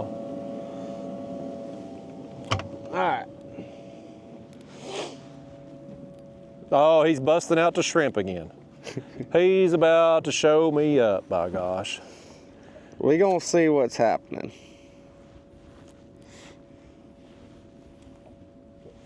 I'll tell you something else that surprises me too down here is before you get into the Keys, you up there on the mainland like Homestead and Florida City or whatever, you would imagine this. I got a shrimp on the jig head. It helps. But you up there and it's the last bit of the mainland. You still got the beautiful weather. You would think it would be You would think it would be, we got another catfish here, folks. You would think it would be like a lot of money there, I guess I would be thinking. Higher class Right. civilization. Absolutely. It really is the ghetto. It is. Yeah. Like I went into that Walmart right there off the interstate. There we go. And I'm pretty sure I was the only English speaking person in there. Like I didn't fit in. Right. And I was like, man, I ain't right. This ain't my Right. place. This ain't jiving. And you drive down anywhere through there, man, and it's like, it just blows my mind. Like, I can't believe that place isn't just, with the location of it being damn near perfect. It gets pretty rough right there for sure. Especially like Florida City. Because in my mind, I would think like, you're a short drive to Miami going Right. one way, and Right. you're a short drive to the Keys going the other. Like, Right. it would be a prime place to live, but it ain't. No. Like, it's, Now there are some areas of Homestead that are really nice. it better be gated. Yeah, yeah. Or you ain't gonna have wheels on your Right. car. Exactly. Exactly. And that's another reason why I don't go to Walmart. I went in that Walmart one time and I was not a fan. It's rough. Mm-hmm. You gotta go through metal detectors. Yeah. Oh, Like yeah. yeah. But it's so convenient. It's right there off the interstate. So if you want Right. to pick up some food that's not Publix prices in Alamorada, Right. you can stop there and, whew, I'm just gonna pay the prices at Publix. I'm telling you. That's kind of how we are. We got a catfish down there. Messing with me. I went to Publix last night and I got one of their pre-made sandwiches right there as you walk in, that little refrigerator section. It was $7. And you know, it didn't even have a pack of mayonnaise or mustard in there. Oh yeah, no. I'm they like, don't. I'm eating dry bread Dry- meat here. How am I supposed to swallow this thing down? What kind of sandwich you get? It was turkey and cheese. Okay. $7 for that thing. Oh yeah. Trading Post makes them too, but they're like $9 Yeah. there. So I thought I'm gonna try the Publix version. I'll tell you, there's a place in Key Largo that makes really good sandwiches. It's called Avenue Subs. If you ever find your way up that way, it's very good. Avenue Subs. Avenue Subs. Is it like a mom and pop type place too? I guess? Yes, sir. What about this Ziggy's place that's right down the road from Publix? Is it in the county? You probably can't say anything one way or the other because you live here. If you have to ask, you can't afford it. Oh, okay. Well, I saw the tiki torches outside, and I'm like, well, that looks pretty cool. It's one of the premier restaurants in Alamorada. They've got you really lost me at good. Premier. Yeah, they've got really good food, but you're gonna pay $65 for Oh, hell. a pork chop. I ain't going to pay that for a pork chop. Well, I'm just saying. That's what they sell them for. I'm in pissed there. off at paying $7 for a sandwich. Exactly. Well, you can get a Publix sub, like a half of a, like, made. You can get them to make it, and I think they're cheaper than $7. Well, I think you grab that grab and go sandwich, and that bread sucks. Yeah, it does. It's very stale. Mm-hmm. I didn't want to wait. There was a line there at their sub operation there.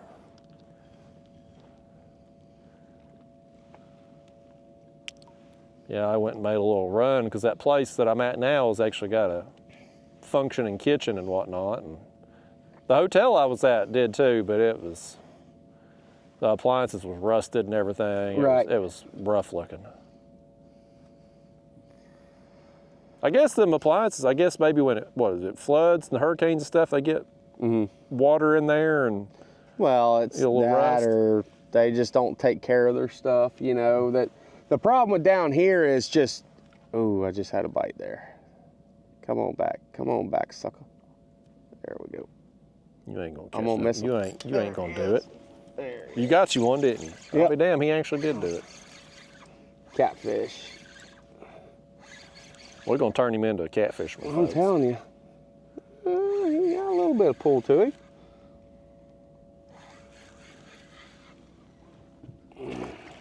hate these stupid things. Oh, I got me one too. Well, hopefully you got you a snook or something. Whatever it is coming right at me. I'm gonna keep this D-hooker out. Boy, whatever it is burning. Oh, well, that's another one. There's no shortage of them. Hey, Makes it look so easy, folks. It's because he's naturally right-handed. well, it's not that. It's you do it every day, all day. You get kind of good at it. Practice makes perfect. All right. I think we're gonna burn through 1 or 2 more shrimp here and then move down another 100 yards and see if we can't get into another snook. Seems like, you know, whenever we move, we'll catch a snook and then the catfish will kind of take over, so. I mean, it seems like we have caught several snook now. Like, when you're on them, like how many snook are you normally gonna see when you're on them like it? Is it? Honestly, man, I've sat in one spot and caught 25 snook. Really? In one spot in an hour. Wow. But that's whenever the current's flowing good, everything's on the up and up. And then, like I said, I've had days out here to where you can't buy a snook.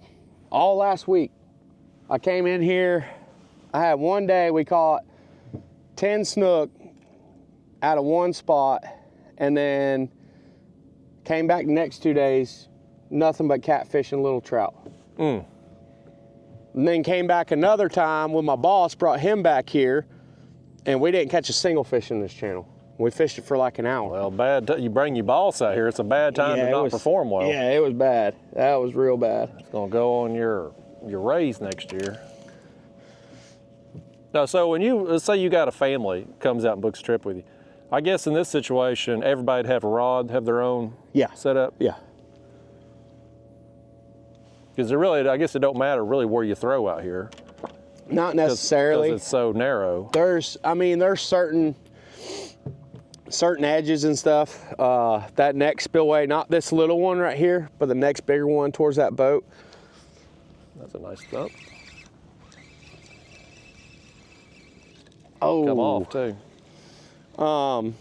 Probably like around where not this pole here, but the next pole after that. I sat there one day and caught, there's something that the fish like up on this edge. I think there's a little bowl in there, and they just go in there and sit in that bowl. And I caught 10 redfish out of there, 15 redfish out of there one day, and it was it was stellar, man. But that's the thing, there's no rhyme or reason in my findings of fishing this area, and I've been fishing this area for 2 years now. There's no rhyme in what I've found. There's no rhyme or reason why they're here one day and they're gone the next. And then you come back a week later and you'll fish it for 5 days and have great fishing for 5 days. And then, that's rude. I was wanting to catch a fish in front of him too, but. You'll fish for 5 days and the fish will be great. You come back the 6th day and they'll be gone again. I don't really understand it, but maybe that'll just come in time, you know? Well, I'd hope being a guide and all, you'd try to understand it. Well, I try to. But it's just, you know, I talk to all my other guide buddies, like that boat right in front of us, not the one that's running that just waked us. Folks at home, don't do that. That's not nice. Your power pole's held good in it, though. Yeah, they do. But so that boat in front of us, he's another guide. So whenever we get close to him, I'll ask him, "Hey man, how you doing?" He's been sitting in that spot for a while, so that tells me that they've been doing all right. Tells me I should have hired him. Exactly. Oh goodness. You know what? He ain't catching catfish. You know, I ain't got no. This is one other. We had a boat go by it, have a damn shrimp on. You're getting good at this, not having any shrimp on. I know. Hell, it's hard to get a bite when you ain't got nothing on. All right. You moving us? Yeah, we're gonna move up a little bit. I may lose my sweatshirt here. I was thinking about losing this jacket, to be honest with you. Getting a little toasty now, folks. Yep. I know they're gonna hate hearing me take this microphone off, but they're just gonna have to bear with it. We're gonna wake some people up. Same with me, taking everything off my life jacket and all. I gotta try to get my snot rag here too. I may be warming up, my nose is still running. Thank goodness, a man always needs a handkerchief.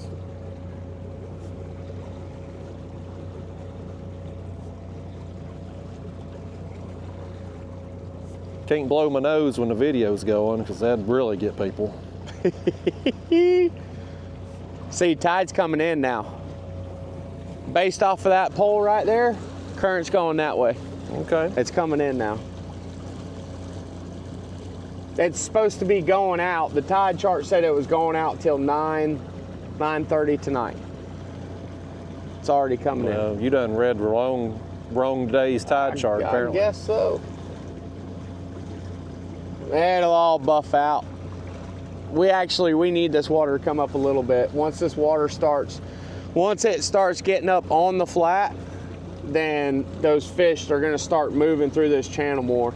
I think the fish right now are further out and we're just kind of waiting them a little bit. Do you ever fish when the water's up? This area? Yeah. Not really. Is it just because they get scattered and are so hard to find? Yeah, I mean, and primarily the boats that I'm running back here, I'm running a lot of bay boats back here. Primarily whenever I'm running a bay boat, it gets kind of shallow on that flat, and that would be categorized as like sight fishing. Oh, okay. And depending on the skill level of the client that you get, it's depending on how much you can actually... So I wouldn't have a chance in hell is what you're saying. If you can see the fish, well, no, that's the thing too though, man. Like, honestly, if you can take a good direction, if I say, hey man, look, there's a red fish at your 10 o'clock, 30 feet, make the cast.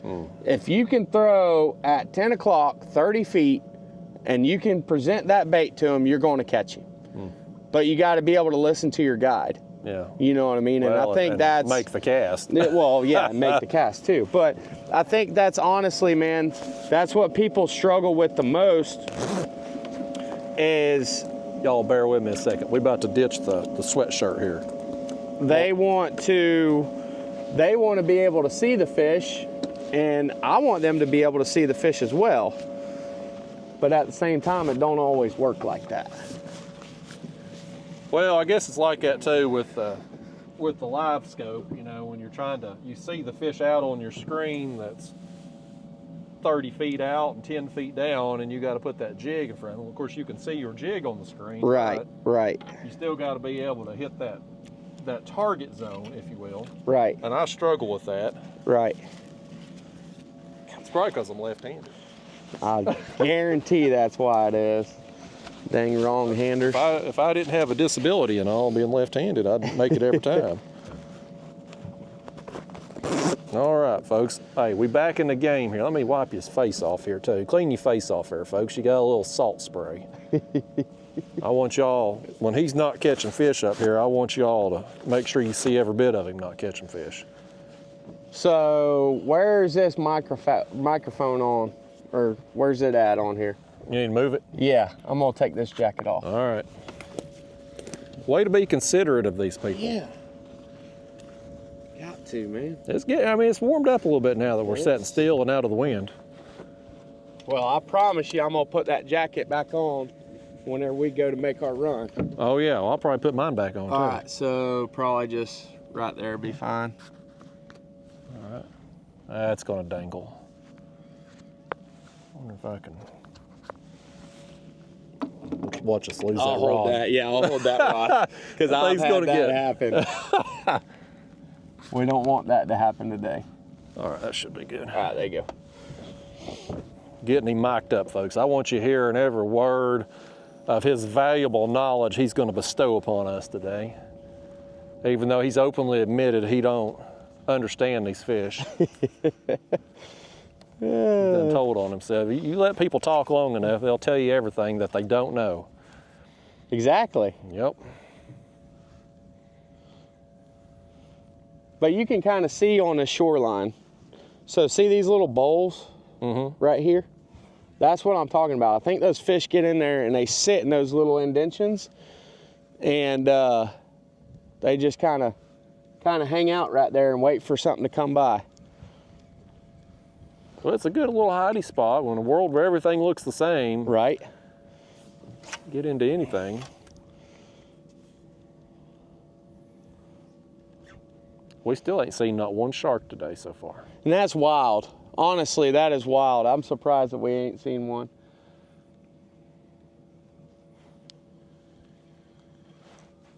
I think so Monday, I caught a really nice blacktip at the very end of the day. And I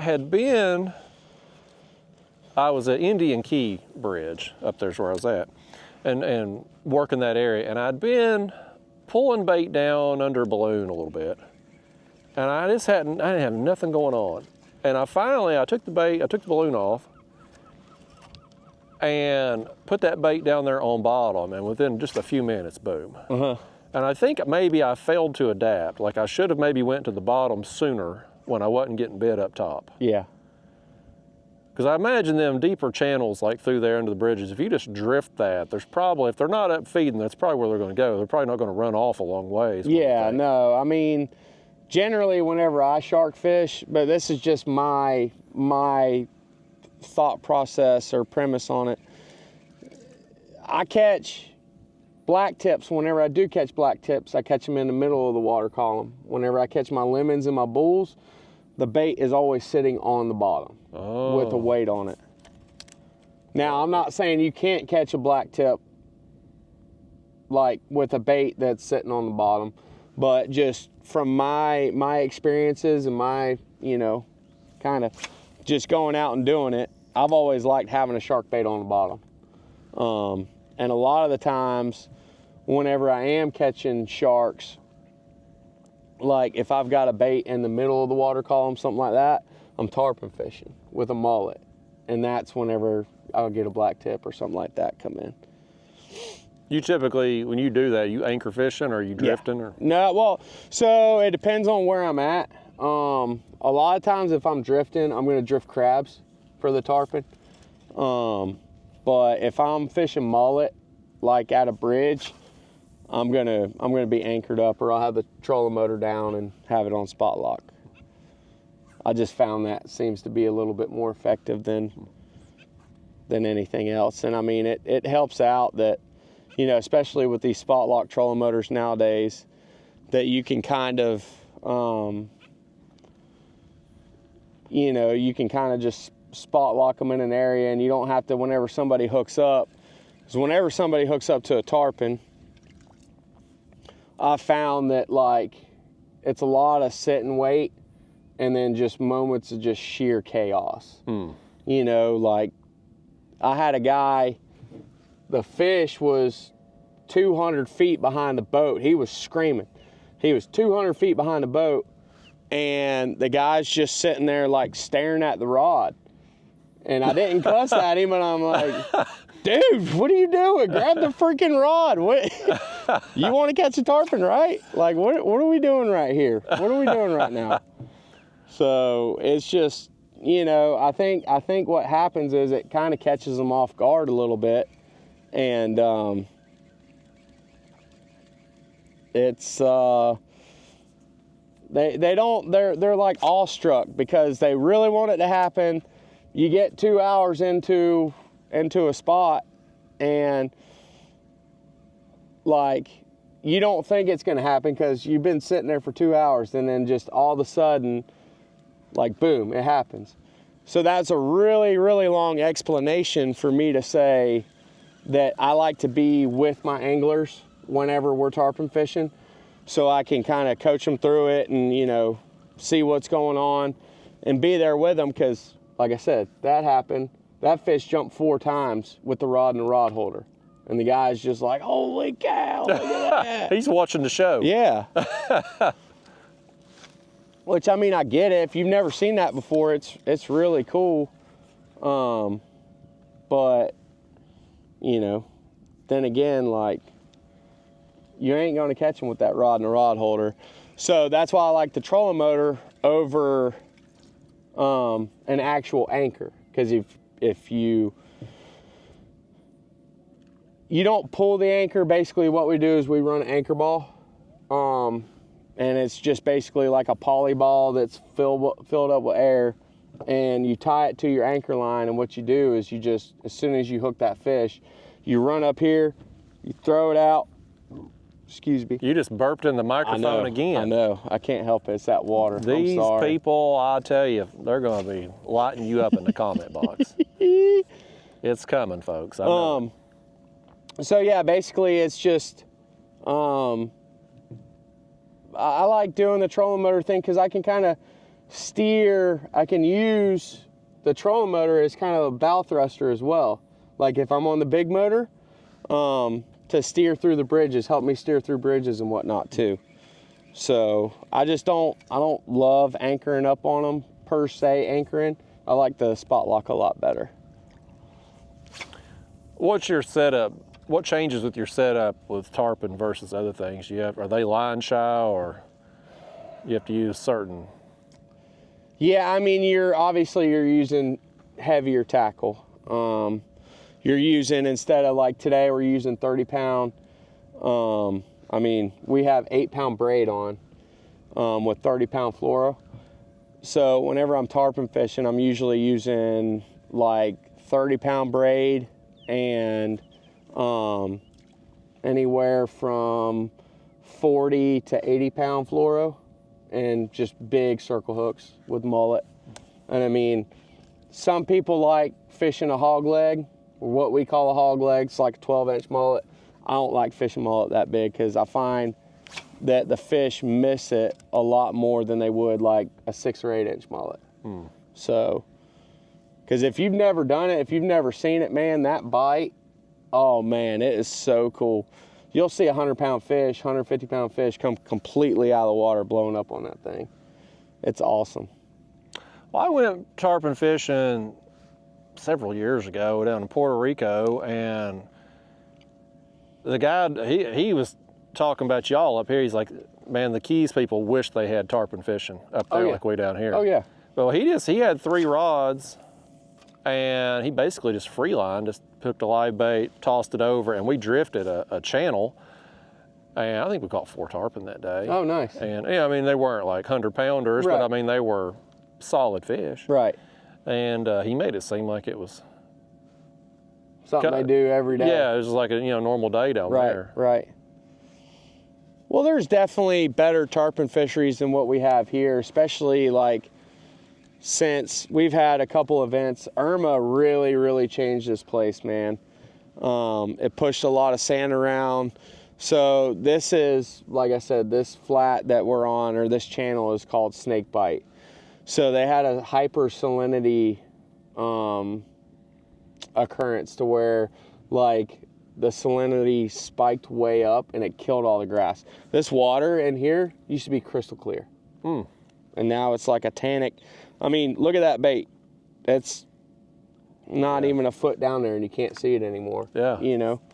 So I think a lot of our fishery has changed. But I think also too, man, it's like you got to be able to adapt and overcome. So like fish don't sit in areas that they used to fish in 20 years ago. I was fishing on credit again, so I wasn't getting bit. Am I gonna have to hook them shrimp on for you? You're gonna need to hook the shrimp, the fish, everything. That's what you're gonna have to do.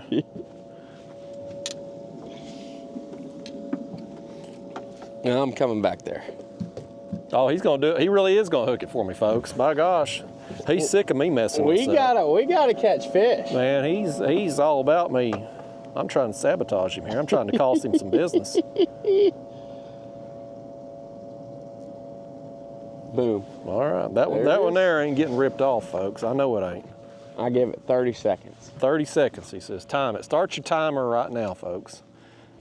I bet 30 seconds before he burps on camera again. Dude, I am sorry about that. I'm going to give him a complex about it now. Oh my gosh. That is hilarious. Yeah, if we don't get bit here in a minute, we're going to move up. We're going to try a couple more spots in this channel, and then I think we're going to go fish tin can and go see if we can't get you a couple big jacks for shark bait. Nice. Either jacks or ladyfish, whatever. Maybe some keeper trout, maybe another snook or so. I just had a harder time the last 2 trips out. In November down here, I could throw a spoon around any bridge and would be getting jacks and them leather jacket things. Yeah. But this time, it's been tougher to find stuff, it seems like. Right. The first day I got on a bunch of them leather jackets, but after that I've kind of struggled to get anything around them bridges.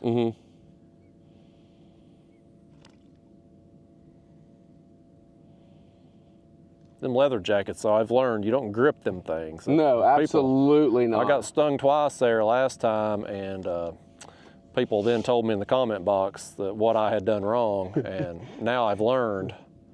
It's like so a damn you know how bad them things hurt. Yeah. Catfish is worse. Really? Our catfish here are worse than that. Okay. Well, it's good to know. A lot of things out here can hurt you. Even the snook. Snook don't have teeth. They just have like a sandpaper mouth. It's actually, they have a mouth structure of almost like a speckled perch crappie. But they've got these gill plates on like right here. And my God, I've been sliced multiple times by them. They're like razor blades, man. You try to hold one up around his gills. No, don't even try it. They'll cut you before you even know what happened. Them old snook, very desirable fish though. How they got chosen above everything else out here. Well, I like them because they pull hard and they jump. I mean, well, everybody likes to fish it. Well, black-tip sharks do that too, but yeah. They're still not desirable. Right. You know what's funny is there's actually or there used to be, I don't know if there is anymore. There's a black-tip shark shootout. It's a shark tournament in Tampa, and that's a lot of fun. I remember we fished that one year. The year that we won it. You won it? Yeah. Oh yeah. Okay. Yeah. I fished it 3 times, won it. I think I've won it twice in 3 times. Wow. You're a ringer. Oh yeah, I'm telling you. I'll be damned, folks. Who knew? Yeah, I'm telling you. You wouldn't be able to tell from today. Well, I wasn't going to say nothing, but see, that's the thing. Back in your prime, you was something. Exactly. I got that to add to my resume anyway. So yeah, the year that we won that, we caught like a 10-foot hammerhead.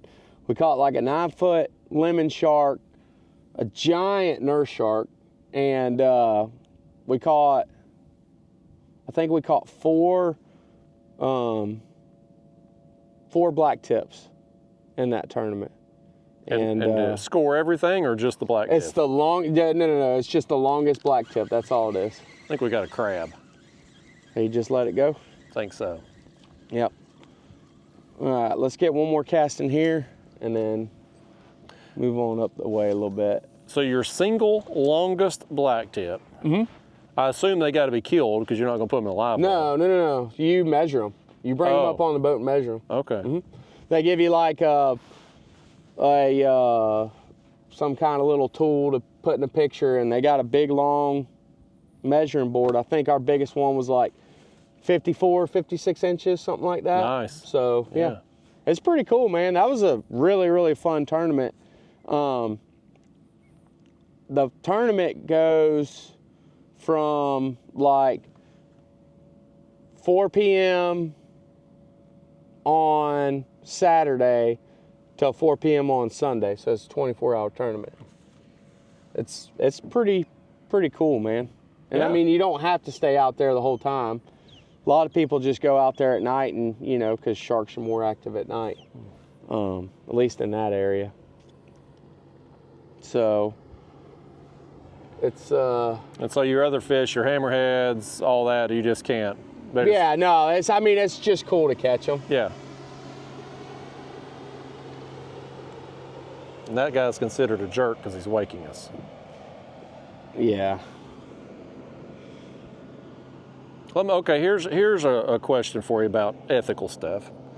So I'm down at 7 Mile Bridge on Wednesday, I think it was.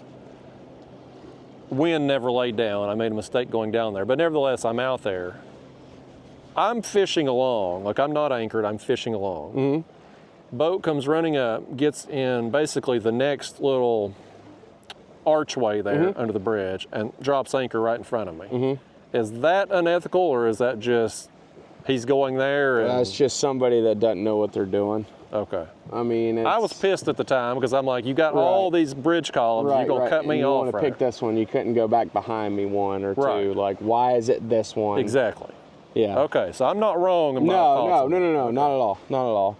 I mean, the thing about it is, man, it's all about respect, and people don't have the respect that they need to have out here. And Well, that seems to be everywhere. yeah. I remember we were talking a little bit about like rental boats and stuff like that last time, and jet skis and all that. And it's, you know, out here you're not going to see any of that stuff. Like jet skis are banned from Everglades National Park. Oh, really? You'll never see a Oh, jet ski wow, back here. that's interesting to know. Yeah, yep. So that's one thing that they did right for sure. Yeah, that's pretty cool. I didn't know that. Does it cost anything to get into the park over here? Do they charge a fee or anything? I don't really know, to be honest with you, because I don't ever go up there. You know what I You mean? sneak in the back door here. Yeah, exactly. I just go tie up to the dock. If it wasn't such a run to get back there, I really wanted to take you back there because there's crocodiles back there. Oh. Yeah, American crocodiles. I'll be damned. Well, you got them down in the Keys too. Yeah, there's some up by Robbie's. Robbie's got everything. Robbie's does have everything. Do you think all them tarpon right there around the dock at Robbie's? Folks, y'all watching at home, you come down here, take a trip over there and feed them damn tarpon. You can get a little bucket of bait and go down there and feed them. But all them tarpon there, are they just getting so much food from the tourist drop down that it supports them all? Or is there something else there that keeps them? No, I think it's just they get fed every day. Because, I mean, it's a lot of tarpon for, I mean, granted, it's a lot of people too, but are they all able to Oh yeah, I mean, sustain themselves? oh yeah, I mean, you got to figure it's like, especially on the weekends. So the busiest travel day in the Florida Keys is Saturday, because that's when everybody comes in and everybody leaves. You know, on like for your hotels or your vacation rentals or whatnot, usually start on Saturday, then you got to check out on Saturday. So that's the busiest day travel-wise in the Keys. And I mean, you didn't hook this shrimp right. It's gone. You didn't hook it right. All right, let's get out of here. Let's move up. Let's go find some fish. So them fish just get smorgasbord on the weekends. Yeah. I mean, I've seen some days up there to where like you couldn't fit another person on that dock, and there's 50 buckets of bait, and each bucket has like 4 or 8 pieces of bait in it. Yeah. So I mean, you got to figure not all of them are going to eat at the same time. But with that also being said, there's plenty enough bait to go around so everybody gets some. Well, I went out there last time and took a bucket of bait, and it was pretty incredible. The size of the fish and the quantity. I mean, they were packed in there like sardines under them docks. Yeah, man. I still think a person ought to set up or just outside of that dock and fish. There's people that fish from that bridge all the time. Cast to the dock from the bridge. I bet they catch them too. They do sometimes. Come on, current. Them pelicans out there too, buddy, they can be a little bit of a nuisance as well when they come up to I'm telling you. I think they've gotten used to people feeding them. Oh yeah, 100%. I had one following me around the other day.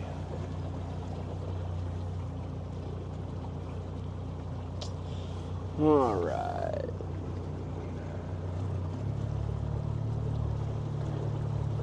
I'm debating on which one I want to go to.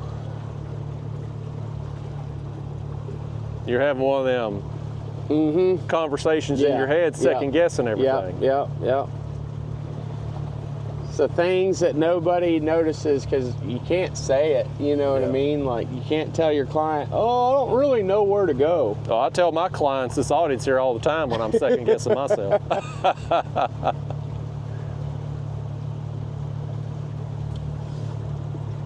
Well, like I said, they could be down at the end of that, or they could be from down there to down there. And once you land on them, you're going to get them.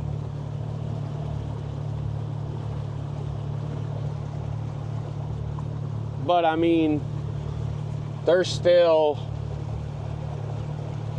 not enough water in here for them to be pushed up on the flats. So they're in the channel somewhere. But what are they eating up on the flats? Are they just finding random stuff? Or? Crabs, crustaceans, like crab, shrimp, bait fish, whatever. Because it's the chain effect. Like they all kind of go in at the same time. Now, the bait takes less water to get up on the flat, obviously, than the bigger fish. So they can kind of go in there and hide in the grass a little bit before the big fish get a chance to go up there.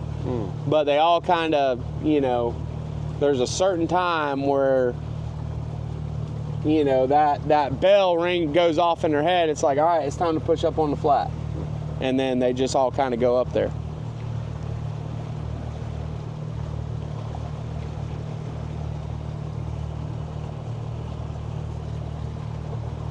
I think we're going to try right here. We'll go up a little ways and you've had the conversation in your head now. Yeah.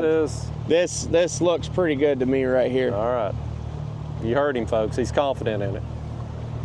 It ain't about really being confident, it's saying it with confidence. You can get people to believe anything. That's it. Like them people I met from Georgia that told me to go down there and catch them sharks. They said it with such confidence, I believed it. Drove over an hour to go down there and not catch a damn thing. Well, and another thing too is I've been seeing kind of mullet in this area. So that's kind of one reason why I'm wanting to stop here, is if you can find some kind of bait that they're going to correlate to, that's generally where they like to hang out where the bait is, Yeah. All right, there we go. Let's get you a shrimp. Why don't you put this shrimp on there the right way this time, all right. so it don't get ripped off. You done made me look silly in front of the last two boats that went by. Are you sure that was making you look silly? I think it was. It wasn't. Couldn't have been me. I've never looked bad a day in my life. Right?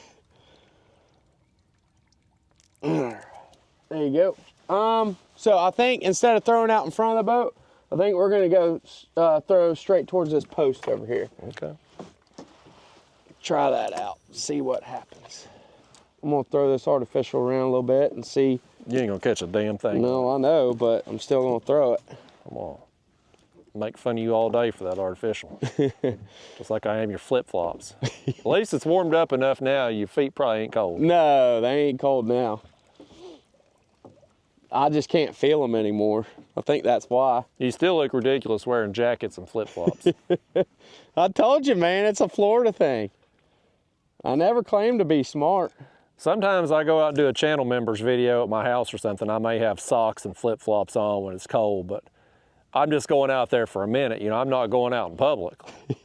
There ain't no shame going out in public around here, though. Oh, no. Kind of like me walking in there to that sandal factory yesterday barefooted because I'd lost my how does one flip-flop wash out of a kayak? I don't know, or blow out one in the wind, but one flip-flop don't do you a bit of good. No, absolutely not. I was thankful the wind was blowing with the current because it wasn't as choppy as it would have been, obviously, but the fact that it was going with the current, I had a hard time. Right. Like, I mean, I was inching along. I'm like, I'm glad I wasn't a mile or two away when it happened. Because once I got over where the land was kind of blocking the wind a little bit, I was able to better navigate. But right there at Ann's Beach, it's so shallow, like it's inches, you got to bust out the paddle at that point. Right. Yeah, and that's all mud too, so it's really hard to walk in. Oh yeah, stuff. you'd sink down past your ankle when I tried getting out and walking. Now then I'll worry about stepping on something in there. Oh yeah. But when I got back, there was a girl there that she didn't have on thong underpants, but she might as well have because she had an amazing wedgie. So I walked very slowly getting back to the truck, just enjoying the show. I don't know when thong bikinis become a thing, but it's a thing now. I like it. By God, I'm telling you. There's a lot of women. When I went down to Bahia last time, man, all them girls out there had on their thong underpants. That is definitely a thing now. And you know, There's worse trends, I'll tell you that. I ain't mad at them. I ain't either. I didn't mind paying the fee to get into Bahia State Park that day. It's like I've paid more money to go to strip clubs in my younger days where I saw far worse women. Oh, yeah. You go to some of the places I've been to, you'd about tip them to put their clothes back on. Oh, gosh.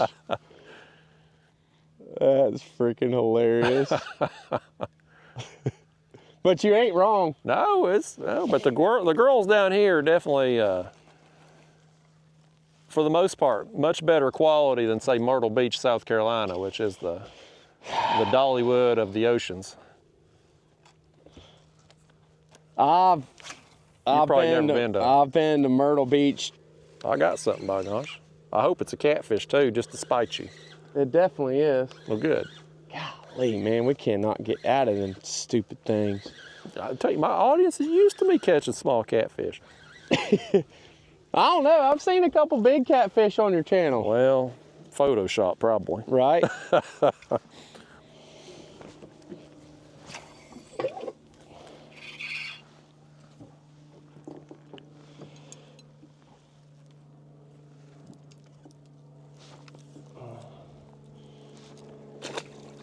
And I kept the shrimp on. That's how I'm talented I've about. become. That's how you know you've made it as a de-hooker, when you keep the shrimp too.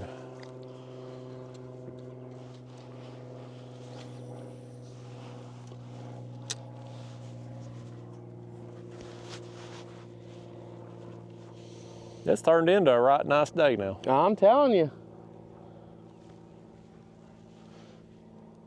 I think the next 2 afternoons, the wind forecast is looking favorable for me. Yeah, it's looking pretty good. Wednesday, I think, is going to be a high wind day, but I got to go to the airport and pick up my girlfriend on Wednesday anyway. Oh, I got you. So that worked out kind of well for a high wind day. Right. I'd initially thought I might try to fish somewhere up on the mainland closer to the airport. She's coming in at 1 o'clock. It's a terrible time because it kind of knocks out the morning, and then by the time you get out of there, it's knocked out your afternoon. But it's at Allegiant, you know, they're coming in one time a day. Yeah, that's...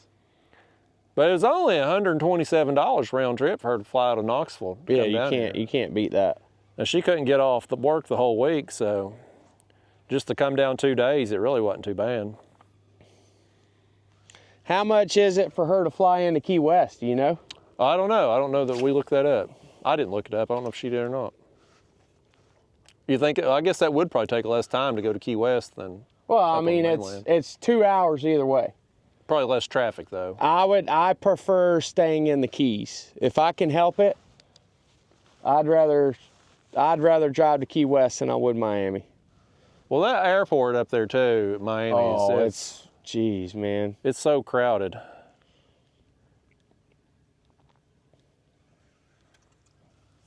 Yeah. I've missed a couple flights from Miami before. I get stressed just driving up there on the mainland. I mean, the traffic down here has been bad this time just from the volume of cars, but at least it's just a 2-lane road. Right. It's not like all the exits and off ramps up there, and you miss one, and that, you know, I get stressed. I don't like driving in that. I'm telling you, man, it's bad. I don't like driving in it either. And it, you know, the guy that I build these rods for, or rods not for, but rods with, Randy Tao. We'll have to go pick up parts in Fort Lauderdale. You can't just mail them down here? It's just easier for me to just go get them. Because a lot of the times what happens is he needs it now, you know. And it's easier for me to just go get them.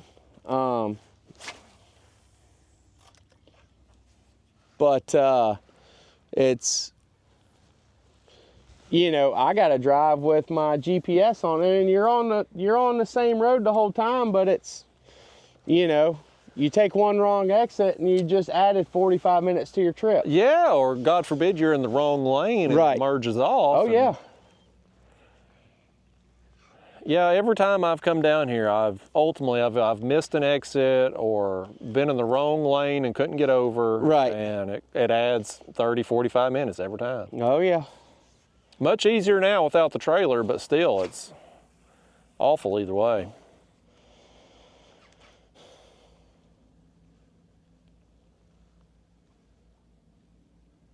How often do you go up to the mainland just to do something? Not often. I just got ripped off again.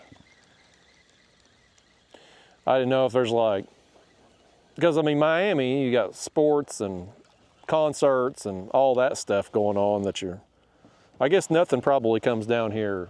There's nowhere to have like Key West. Key West has some stuff to do. But honestly, man, the way that I kind of look at it is I'd just rather stay down here. Yeah. You know what I mean? Like, come down here to get away from all that stuff. Yeah, really. what am I going up there for? I don't care nothing about the Miami Dolphins. Cocaine and hookers, what most people go up there for. Well, I ain't into that stuff either. Oh. But you don't think the Dolphins are going to turn it around? I mean, they may. I heard you losing Tyreek Hill. If I'm anything, I'm more of a Bucks fan. Oh, the other side of Florida. Uh-huh. Well, Bakers look good. Oh, yeah. Cleveland, how big a dumpster fire is Cleveland to let him go, get Deshaun Watson, all that guaranteed money? Now he's tore his Achilles twice. Exactly. It's just bad luck, you know what I mean? Well, Miami's had bad luck since Marino, so. Right. At some point, you can't blame luck anymore. Right. Well, maybe it's bad decisions, I think. I made a bad decision. I didn't think Tennessee was going to beat Ohio State, but I took the points. Right. That was a bad decision. And then I was like, okay, these Ohio State fans, they're doo-dooing in high cotton now. They think they're something. Now I'm going to take Oregon. And that was dumb. Oh, yeah. So I finally got a fish, is what I got. I finally bet on Ohio State against Texas, and that paid off for me. Well, nice. Well, and I know you're going to bet against Notre Dame. Oh, for sure, yeah. Ohio State's going to destroy them. Oh, yeah. Y'all are probably seeing this after that game, so I may look stupid saying that, but. Oh, boy. He's got me in the dang pole over here. There it comes. We needed a catfish in the power pole. I always find something to get hung in. I'm pretty good at that. I'm getting damn good at de-hooking fish too. I've gotten a skill out here today, folks. Boom. Man, look at that. I mean, like a pro, it's like I've been doing it my whole life. Secret to success, do it right-handed. You may just have to get you one of them for up there. One of them D-hookers. You know, it's not a bad idea. Yeah. It's really, does it work on circle hooks? Yes. Okay. Yes, it does. I mean, I wouldn't try it on like a 40-pounder or anything like that. No, but like a small dink or something. Yeah. I may pick one of them things up before I leave. I guess all the tackle shops around here would have them. Oh, yeah. Oh, let me tell you this. This was fascinating the other night. I stopped into the Bass Pro there in Isla Mirada, or that Worldwide Sportsman or whatever. And there was this family at the checkout in front of me. And the dad, he had like early teenage age kids probably, 2 of them. And he didn't appear to be drunk. But like this kid says, oh, I got to go grab one more thing. And he comes back with this tackle box. We got to catch fish right here. Oh, yeah. I'm working on it. To be continued on the story, folks. This is mind-blowing what happened here at the Isla Mirada Bass Pro. Oh, my gosh. We've ruined I pulled it out of his mouth. Did you? Yeah, look at that. Look at that shrimp all mangled. I'll be damned. We've lost the mojo we had earlier with the boat bite. But I'm standing at the checkout line, and this kid, he's like, oh, I just got to go get one more thing. And he comes back with this huge tackle box, probably $100. Right. And just pops it up there on the counter. Dad don't say a word. You know, and I'm like, it's a little odd. Maybe it's his birthday or whatever. Right. And so they get rung up, and the kid was asking about the other fishing pole, and it was, I guess, behind the counter there. And the cashier had forgot to ring it up, apparently. So they had to do a separate transaction. So the dad just pulls out some cash for this one and pays the rod, and the guy goes to the cashier goes to hand him back the cash, and the dad just goes, oh, it's good, you keep it. And it was like $20-something. Oh my gosh. I mean, it wasn't like it was a few cents. It was $20-something. He tipped the damn Bass Pro cashier. Dang. I'm like, this dude, I mean, his kid just went and picked up a $100 tackle box like it wasn't nothing. Right. And now he's tipping the Bass Pro cashier dude. I'm like, and it wasn't like, I mean, this was a dude. It wasn't like it was a hot chick behind him. Right. You're not trying to get a phone number or nothing. Right. Yeah, it was the craziest thing. Well, good for him, though. I mean, like, dude's apparently rolling in it to just be tipping random cashiers. A tarpon just rolled right here. It did. Yes. You ain't gonna be able to pick it up, but I just saw a tarpon roll right there. Well, it's convenient my back and the camera was turned. Yep. He's making And there's a stuff shark. up. I see a shark too. He's lying. We ain't seen no damn shark or tarpon. He's lying. He's telling lies. I'm telling you, right there. That's a shad flipping. We don't have shad. That's a bait fish.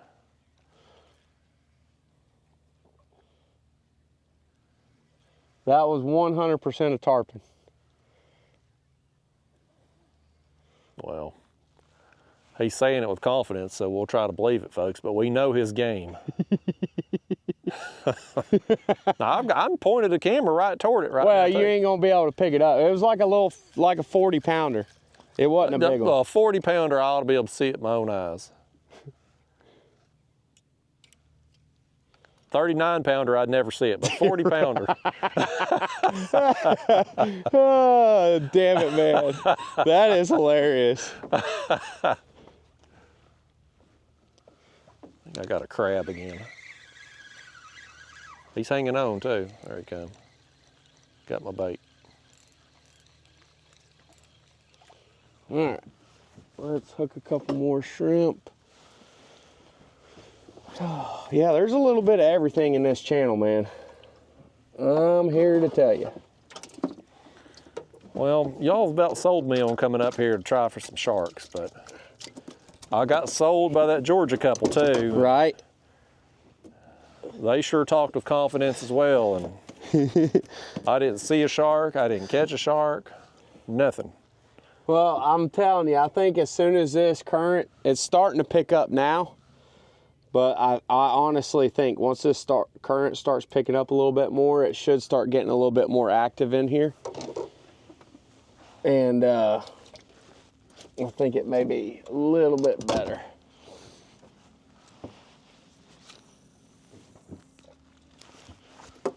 Come on. Well, if not, I know what your other guide friend's boat up there looks like now. I'll know who to hire next time. I'm gonna give him a call. Tell him I hired the worst guide in all of Isla Mirada, by God. Right? If you was a guide and a friend worth a damn, you'd have warned me about the lobster Reuben and saved me $30. Well, I didn't know you was going there. Well, you should have known I'd seen that sign and fall for it. I mean, 350,000 sold, that's something. That is a lot of lobster Reuben sold. You think they've actually sold that much? I think so. I mean, they've made over $1 million on a sandwich. One sandwich. That ain't even counting all the other food they sell. Right. And you know something else they done in there? So I go up there to the counter to place my order. And the girl, the cashier there, she's a cute girl. She asked me, what's your favorite animal? Oh, yeah. And I was kind of, at first I was like, is she trying to flirt with me here? Like, what's her play? No, that's how they do. That's like, how they call out your order. They'll do superhero. Who's your favorite superhero? What's your favorite animal? Yeah. Like all kinds of different stuff. And I got to think about it after. I was like, that's pretty smart, because you probably get a bunch of people down here with names you can't even pronounce, let alone try to spell. Right. Everybody knows who Superman is. Exactly. We got the Park Service up here trying to get that manatee. Oh yeah, there's a dead manatee up here on the bank, y'all. We passed by it. It looked like a big hunk of meat out. I don't know if it got hit or if something been eaten on it. Something happened to it. Probably both. I saw a bunch of manatees there in Key Largo the other day, and I mean, the canal wasn't very wide, but I mean, they were everywhere in there. I could see how they get hit. Being up there near the surface and slow. Well, and they just move so slow, and they're just kind of, you know. Why does it say, and this, I may be falling for the joke here, but you see a lot of signs and they'll say, don't feed or water the manatees. I get not feeding them. Is there something to watering them, or is that just part of the... Because then I got thinking, like, are people pouring bottles of water on them? No, what they do is they'll take a garden hose and they will let it just trickle. And that manatee, I don't know if it's bad for them per se, because I mean, you got to think they live in salt water. They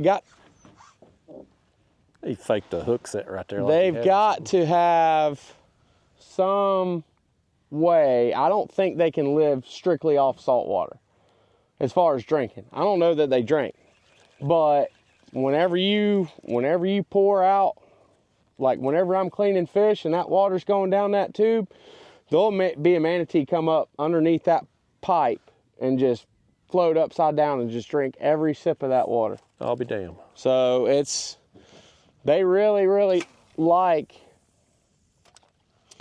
that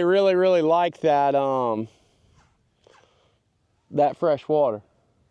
And so the signs really are accurate. Don't feed or water the manatees, because you actually can water them. Yeah.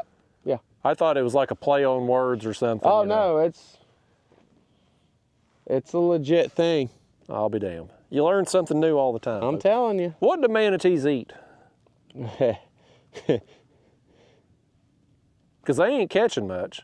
So they eat grass, and they also eat fish carcasses. Oh, okay. Everybody thinks that they're herbivores, but they're not just herbivores. They come up and they'll eat fish carcasses at the fish cleaning tables.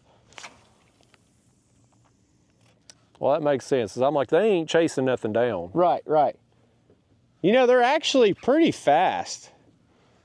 whenever they got to get somewhere, or whenever a boat's coming, something like that, they can boogie. Well, I was out there thinking, like, boy, if one of them just come up under me and breached, like, I might get rocked. Oh yeah.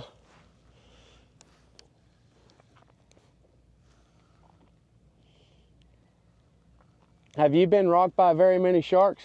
No, I ain't been rocked by any of them. Really? I've seen videos of it, but I haven't. You say that like you're surprised I haven't.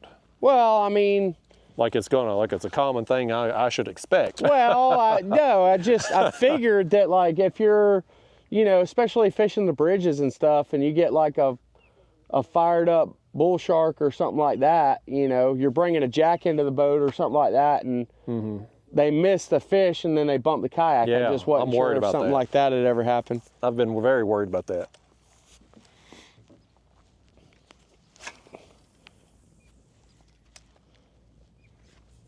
That's one thing, honestly, man. I don't know, like,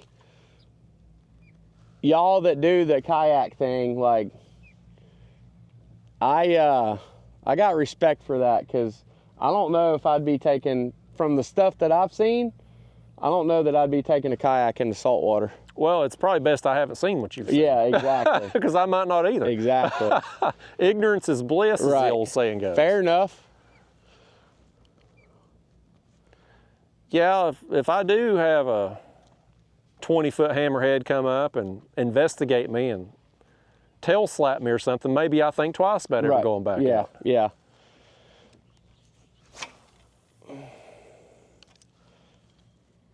It's funny, in September, like I was telling you, my best friend was down, and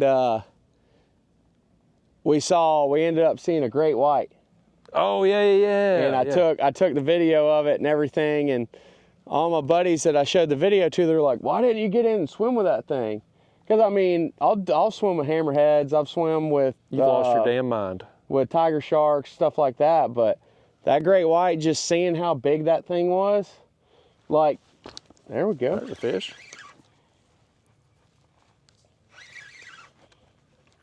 So you ain't scared to get in there with a hammerhead, but you will. But I wouldn't do it with a great white. But I mean, a hammerhead or tiger shark is going to have the ability to tear you up too. Oh yeah. You just got balls of steel is what you got. Well, I don't know if it's that or just dumb. Well, could be both. I don't want to get out past ankle deep around here. I just don't. Oh, I would not. If I got stuck on this flat, I wouldn't get out of the boat. I'd just wait. Oof. Well, I guess the good thing about it is you get stuck up here, you've only got to wait a few hours. Right. Yeah, you're not waiting all day. Golly. You just faked another hook set, did just to get my attention.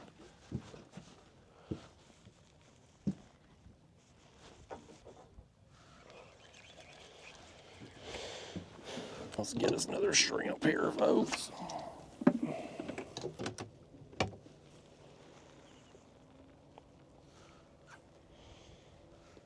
I've been getting them frozen shrimp and just taking pieces of it, putting on a jig head around the bridges and stuff. And I tell you, you catch a surprising number. I mean, it's small fish mostly, but you catch a surprising number of fish just doing that. Right. And of course, you know, an ultralight or light tackle, it's all fun, but seems like, boy, everything just loves them some shrimp. Everything in the ocean eats a shrimp. I'm a firm believer in that. Well, I'm gonna go back to that twisted shrimp this week. Yeah? I mean, it's the only place worth eating at in all of Isla Mirada. The Board of Tourism ain't ever gonna pay me to come back here. I'm telling you. I've talked bad about the hotel I stayed at this past week and every restaurant I've been to except Twisted Shrimp. I do love Topsider though, the quote-unquote resort I'm at. I wouldn't say it's much of a resort necessarily, Even though, but I mean, it's a nice place to stay. The units are nice, the property's great. It's a good location.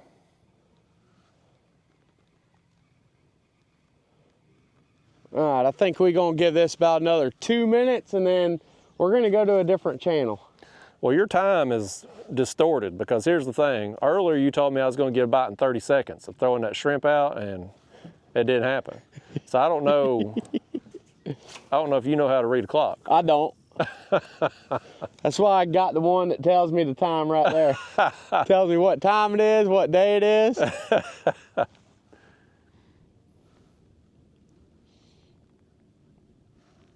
They get that thing drug off up there? No, I don't know that they're going to be able to be honest with you. I mean, they're going to have to wait for the tide to come in. That carcass has got to be pretty heavy. Yeah. You'd think something would eat it though up there. You would think, but that's the thing is like, I don't know that they have any like predators, anything that eats them. I mean, a shark will, now that it ain't got whatever it don't have, its head or whatever. But you would think like a big crocodile or like a big bull shark or a lemon shark would try to eat the babies, but you don't ever hear about it. It's weird. And yet the damn things are endangered. Yeah. What is their malfunction that is it boats, I guess? Yeah. I mean, that's probably their biggest Yeah. source of injury, I would assume. Yep, boats.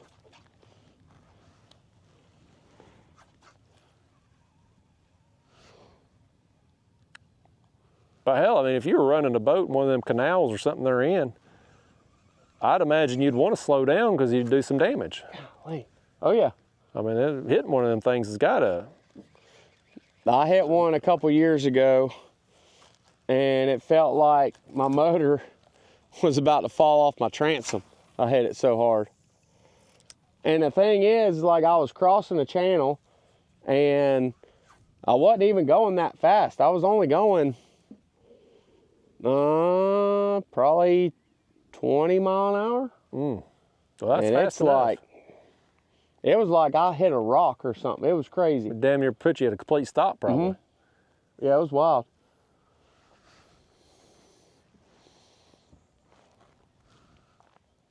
It's like every 10th cast I get a bump on this thing. You're probably hitting bottom. You ain't wrong.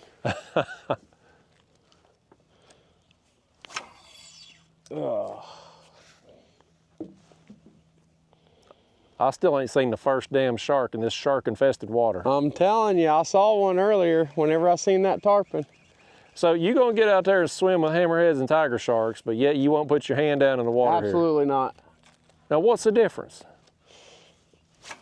Because I can see them. I can't see these. Do you just want to be able to see them? You want to see them coming at you and Yes. bite your hand off? Yep. I don't think you make a bit of sense right now. But you know, I do see people snorkeling and diving and stuff and being around sharks, and they're just, I guess they don't pay them no mind. No. I think the fish in here, the sharks in here, are actively feeding all the time.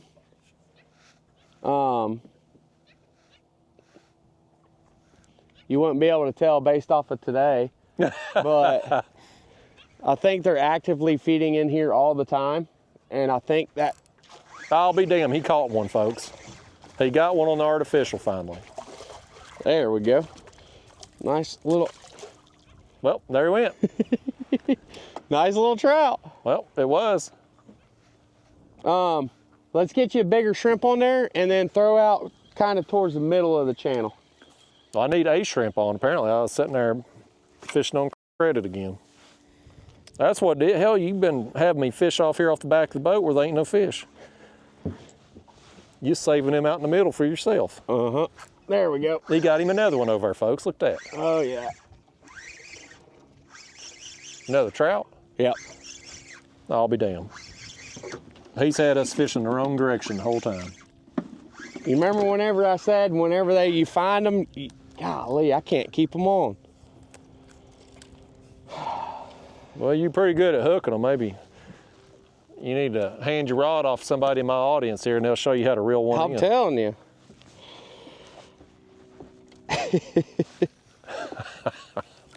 Yep, right there. Either right there or just to the left, just a touch, like kind of right out in front of the boat right here. Okay.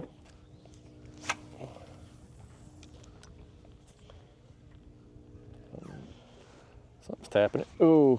Yeah, right there, hooked up. Just Hooked like up? that. Yep, just like that.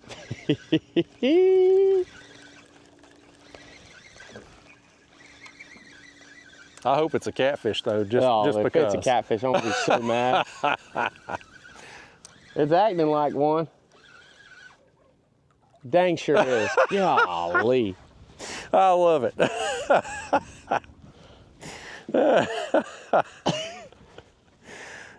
It has to be a catfish. I wanted it to be, just because. Oh, man.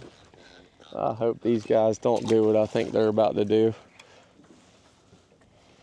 Go right over the top of you? Yeah. Well.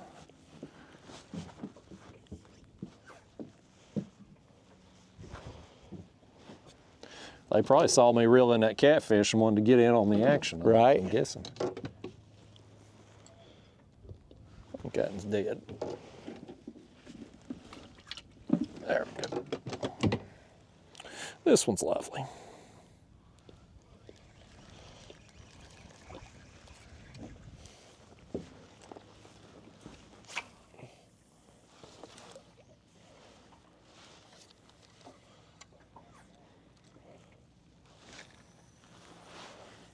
Yep.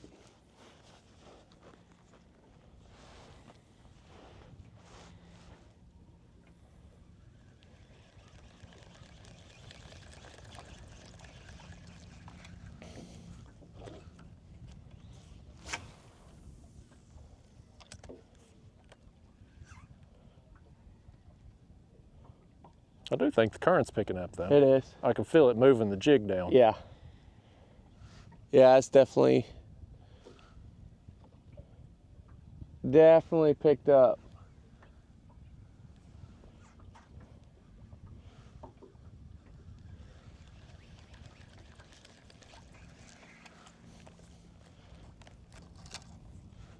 I know that ain't the only two trout in here. Well, it must have been. I'm telling you.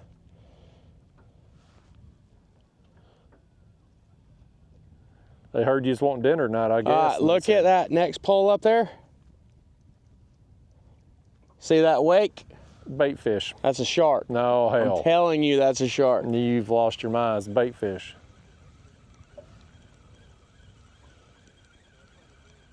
What's the average size you're gonna catch in here in sharks? 4 to 6 foot, I'd say.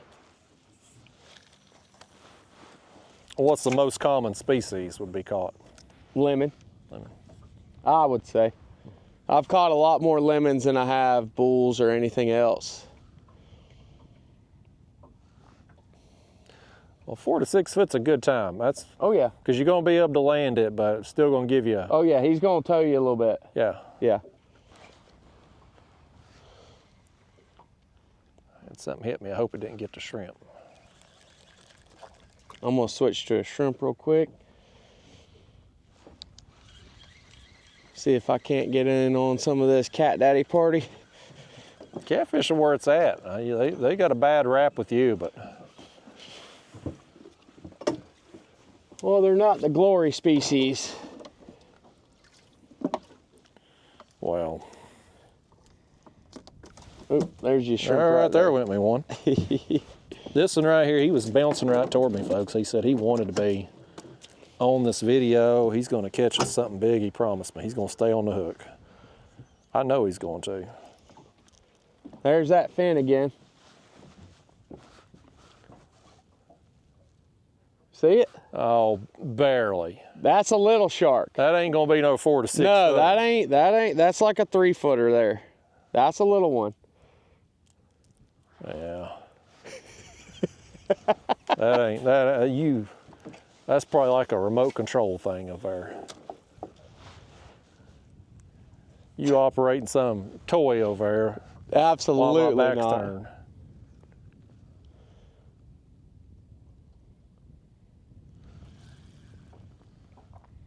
I feel that jig bouncing down through there, and it's like, is that a bite or is that Right. just current taking it? Yeah, that current's definitely picked up, man. I actually think it was a fish though, because something out got of the a shrimp. I may just have to start setting the hook every time I feel the tap. Right? That's what I just did, and I missed him. I expect you to miss them. I didn't expect me. You've been missing them all day. I've seen you set that hook up I'm there. such out of practice, man. I don't get to fish anymore. Well, that's got to be terrible, living down here in paradise and never get to go fishing for yourself. To be honest with you, though, dude, I'd rather see other people catch fish, and I really, truly mean that. There we go. Did you get one? Keep that and hooked, why Man, don't that's you? weird. You better keep that and hooked, because I'll keep them hooked. if you want a trout dinner, now you ain't gonna be eating very good. If you No, ain't that got... ain't a trout. That's the problem. Oh, okay, yeah. Oh, you got him right in the side too. Mm-hmm. Anybody can catch them in the mouth. Yeah, it's talent to do that. Do you hook them all the same though? Oh, yeah. Oh yeah. He about got me. He about got them old sandaled feet right there one time, didn't he? Mm-hmm. We about had a real show on this video. Yeah. He's working his way back towards you. Now, I got boots on. I ain't worried about him.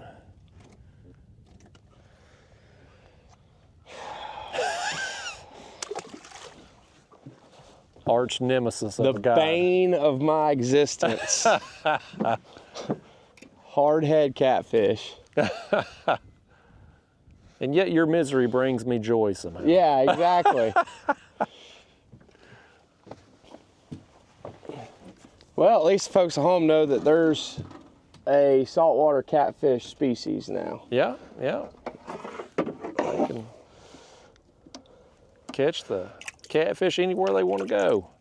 A buddy of mine was saying there's flatheads in Okeechobee, but I'm like, who the hell was going to go all the way down to Okeechobee and fish for catfish? Like it's probably an untapped resource, truth be told, because nobody's going for them. Right. But if they were that common, you'd think that You would hear about it a little you'd bit hear more. about it. Some bass fishermen throwing Right. shiners would catch them. You know, I've not fished. I've only fished Okeechobee like twice in my life, so I don't know a whole lot about it. But you don't hear a whole lot about flatheads being in Florida. No. There's one guy that was targeting flatheads, but it was somewhere, I think, in northern Florida on some river in the Panhandle, I think, maybe. Oh, okay. But once you get down in the real Florida, Right. you don't hear anything of it. So there's a real Florida and a fake Florida? Well, I don't think the Panhandle really constitutes as Florida, does it? Yeah, oh yeah. You That's think? how Florida people are, yeah, oh yeah. Well, y'all something all right. Another catfish, golly. We about to get out of here. You don't like them catfish, folks. Well, I'm gonna go hungry tonight with just one I was trout. gonna say, you better find you some trout if you was wanting a dinner tonight.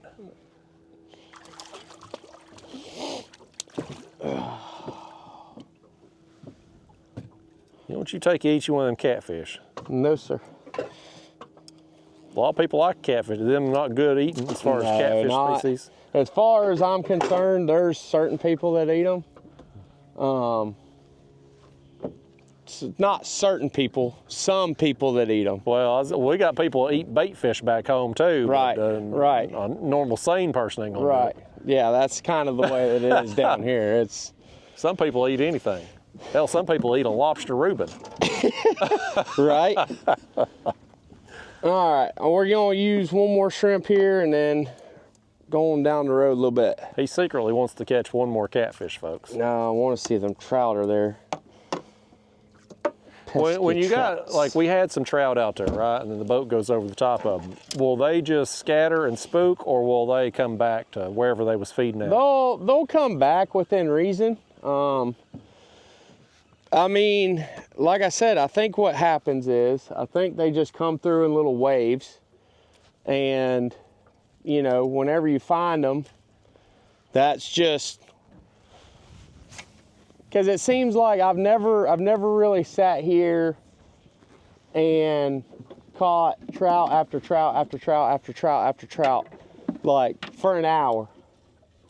You'll catch 10 or 15, 30 minutes will go by, another wave will push through, and it just seems to be like that.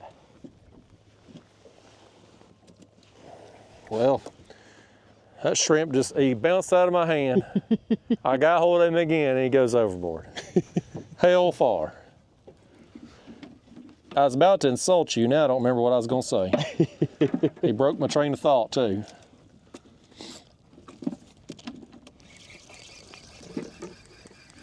Ah, I missed him.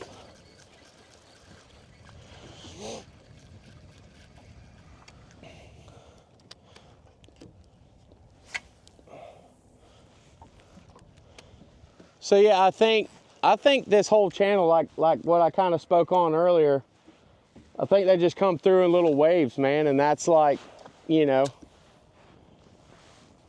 I think there's always fish around, but as I'm getting a catfish bite, you know, just a school will swim through, and that's whenever you start getting your boom, boom, boom, boom, boom, you hook 4 or 5, and then the school gets past you, and then you got to wait for the next school to come through. Because like I said, what they're doing is they're pre-staging right now. They're going to be staging all right in this area, waiting to get into that little drain right there so they can get up on the flat whenever the water gets up.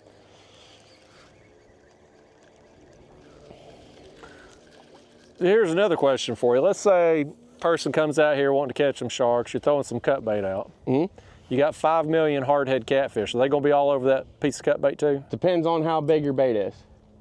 So bigger the bait will Bigger ward them the off? bait will keep them off, yeah. Okay. Will they eat, like if I take one of them and chop them in half, are they gonna eat their own too? They cannibalistic like that? I mean, I haven't found it because I've only used catfish once to try to catch a shark, and that's because I couldn't catch a jack in here. So, that's, look at that big old ray. He's just ever so moving. Oh, yeah, right there. Yeah. Yep. It just seems like it's, if you can get something that's real bloody, like a jack or something like that, it seems like they tend to like those a little bit more than per se a catfish. But a catfish ain't as bloody as like a jack crevalle is. Right. All right.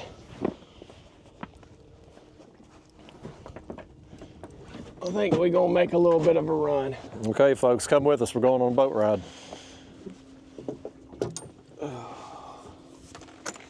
We're gonna sit up here in these suede seats. I'll tell you, folks, these, oh, you all got watermarks on the lens again. Y'all got to holler at me now, and we got the watermark up there. These seats, these things are the real deal, buddy. They're nice. Living plush comfort here, folks. Plush comfort.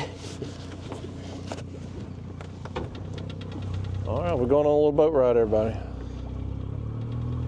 Hopefully we don't get cold again.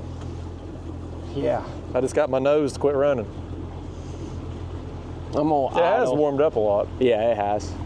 I'm gonna kind of idle past these cops and then I'll jump up. Yeah, probably not best to blow by them. Nah. We might get a view up here of this dead manatee too, y'all. This carcass. Tantalizing TV right now. Cops and dead carcasses.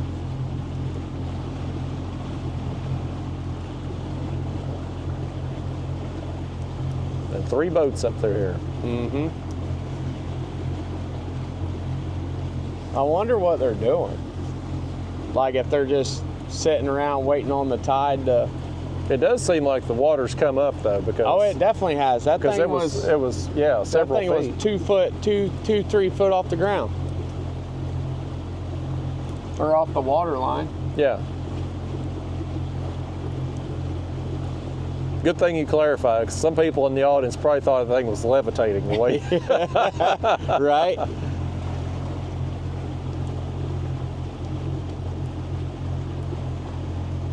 I don't know what they're doing with it. They probably just milking the clocks, probably what they're doing. Oh yeah.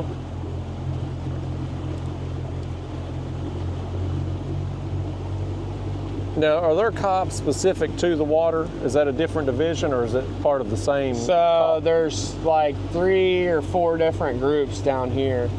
So that could be Monroe County Sheriff, that could be the National Park Service, it could be FWC, or it could be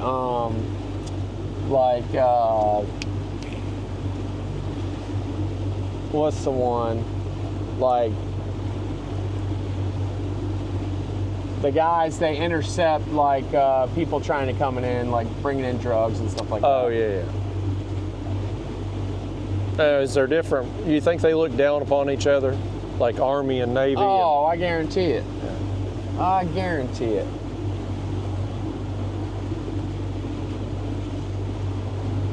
Maybe they're waiting on that water to come up and going to pull it That's off. the only thing that I can think of. You think they'll just pull it out in deeper water and? Probably, and just let it float out. Either that, or they'll drag it out to one of these channels and it'll get out of here.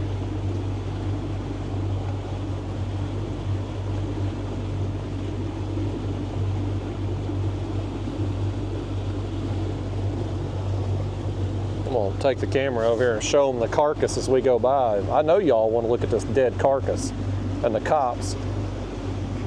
Cops are used to getting filmed anymore. Everybody's got a cell phone in their pocket. Anytime Right. they get pulled over now, they bust out the cell phone.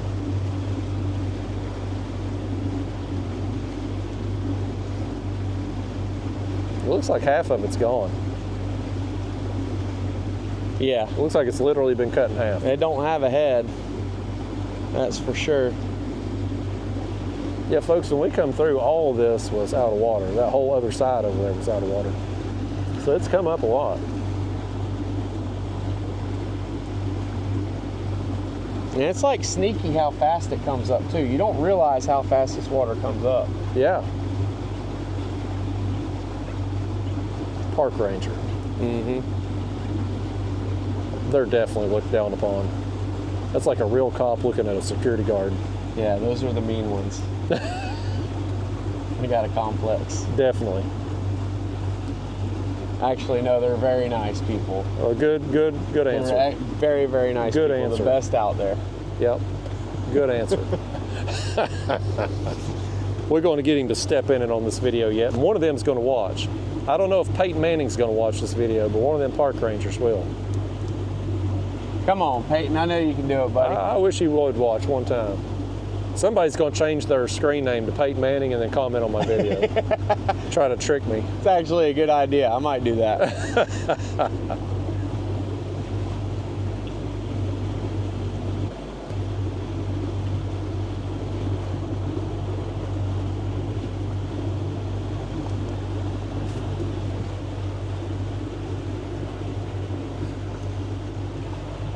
I'm sorry for the idle, guys. Yeah, they're clicking off the video in droves right now. They're like, we ain't waiting on around him to idle past these people. Like, we tuned in to see a show. We want him to wake these people. I am surprised that, I mean, I guess back in here, being protected from the wind and stuff, but the size of some of these boats seems small for such a big open area that could be hit by wind, I guess, if the storm blew up. Oh, yeah. It seems like it would get rough. It has potential to get rough. Yeah, if it start coming out of the west, like west-southwest, it's not a great wind for this.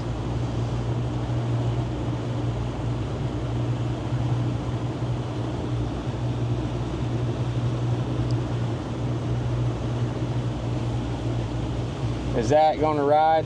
Is that up there pretty good? I can hold on to it here. This is my only hoodie to get me through the week, buddy. I need this thing. Yeah, that's a little boat there. Yeah, I can see some chop being problematic for that boat. Mm-hmm. It's wild what some of these people fish in. But I mean, it's what you got, you know? Yeah.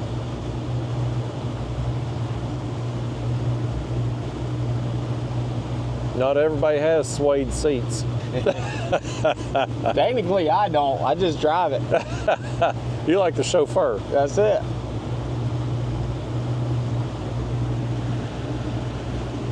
All right, as soon as we get past these guys, we're getting out of here. You heard him, folks. We're about to Ricky Bobby, Talladega Nights style.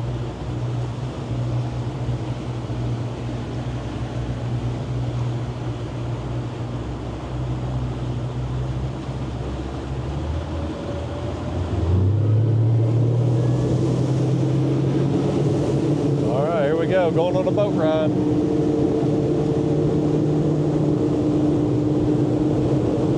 It dropped 20 degrees already. Oh, yeah.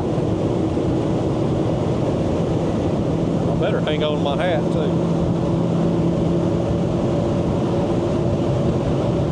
I'm going to be curious to see how the microphones hold up with this wind. Yeah. That'd be interesting to know. Yeah. It'd be a good test for them. Yeah.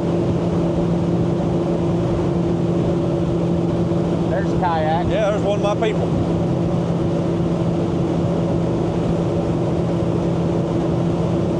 Well, the good thing is we don't have that far of a run, so. Yeah. How we looking on time? Looking good? Yeah. Probably got a little less than an hour of battery left. Okay. Hey, your Kayak guy's got one. Yeah, he's caught something right there. I should have hired him. He got him a trout. He's eating better than you are. I know.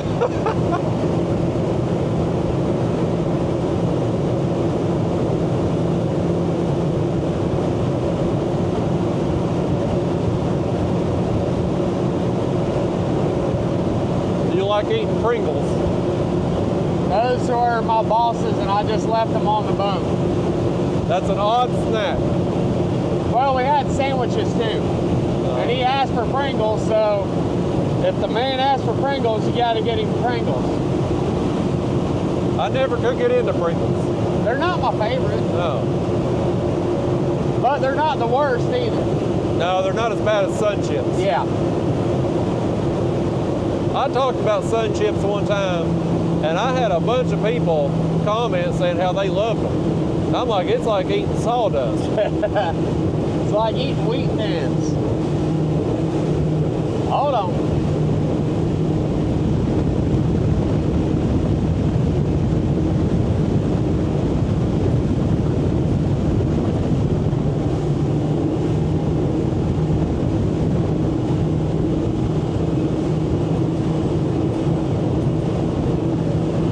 This boat ride's really good, though. Yeah.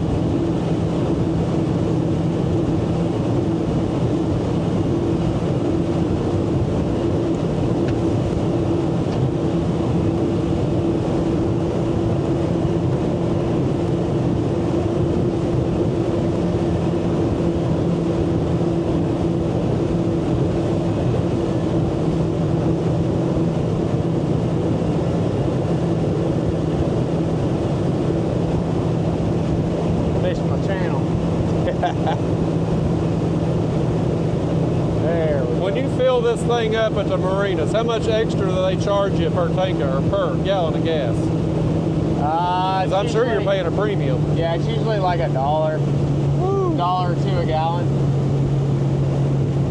What kind of fuel tanks this thing got on it? It's got 80 gallons. 80 gallons. Whoa, dude, come on, man.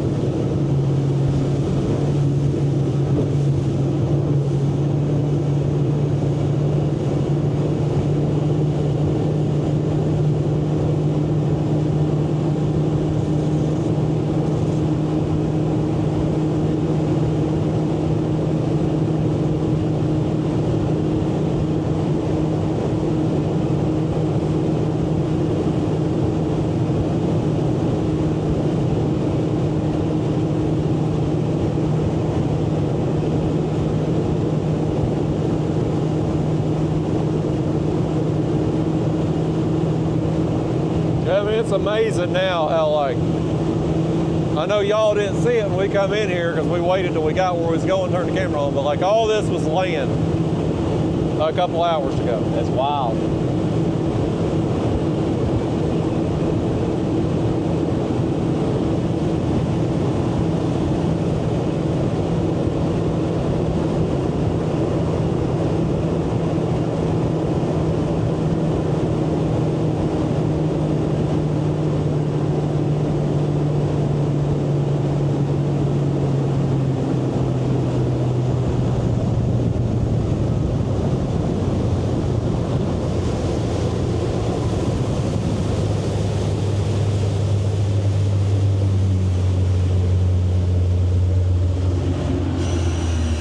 That thing.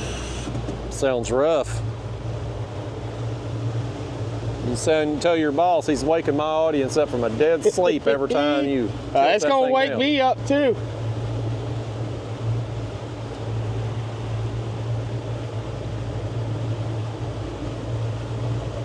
Now, folks, they got out here all these marker posts with I guess it's like arrows on the side telling you which direction to go on a post. Yep. And some of them areas are pretty tight that he was going through earlier too, when when the water was down and land was everywhere.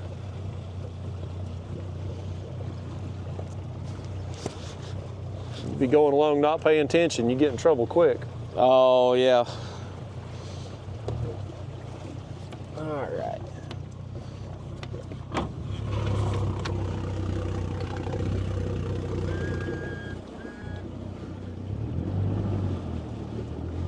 Put my shirt back up here, cover up the can of Pringles. No more advertisement for Pringles. They want on this channel, by God, they can pay like everybody else. I love it. All right. We are here. All right, we're here, folks. We've arrived. So what we're gonna do here is we're gonna take them shrimp. I'm gonna have you up here. We're gonna throw them out into the middle of the channel, and I just want you to reel it back slow. Okay, cast and retrieve this time. Yep, just a real, like, I like to explain it as painfully slow. Painfully slow. Yep.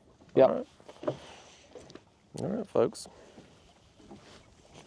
All right. You heard the plan from the man. You got my nose running again on the ride up here. I hope it's worth it. Me too. I mean, we've caught some fish today. Oh yeah. You've just made me pull out my handkerchief about 8 times on this video already, and people's tired of me cleaning my nose out. All right. But boy, if I could get people to watch me blow my nose, oh my the God, sky's the limit. Listen, I'm telling you, there's somebody out there. Some weirdo is for sure gonna watch it.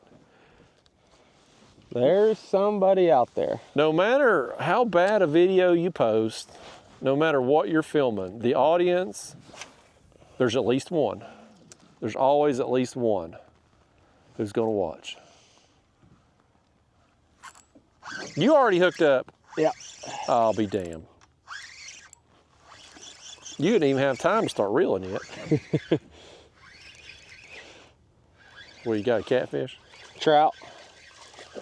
I was hoping it'd be a catfish. Oh, there's jacks right by him. Bring your shrimp in here. I think my shrimp's gone. I think I got robbed. I was Did so you? busy watching. Oh, no, I don't either. Something swap it. All right, No, they were just hitting the jig. We'll get you another. Yeah, there's jacks in here. We want those jacks for your You're shark damn bait. right we do. Ooh, that water's cold on them toesies, boy. Well, his little piglets there got cold on the ride. That wind cooled things down quick when we were moving. Oh, I promise you one thing. On that way back, I will have a jacket. Yeah, I'll put my hoodie back on the way back. Who would ever thought you come down the Florida Keys and end up bundling up for winter? But it's still better than the snow we got at my house.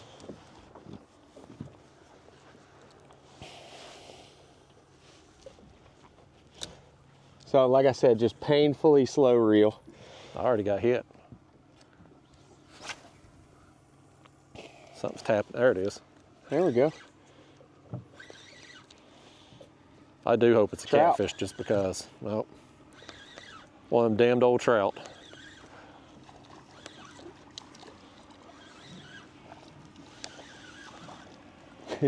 Oh.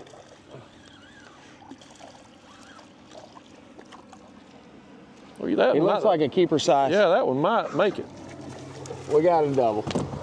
Nope, nope, nope. Good save, Justin. All right. Nice. I'm gonna grab another shrimp while you do your measuring. All right.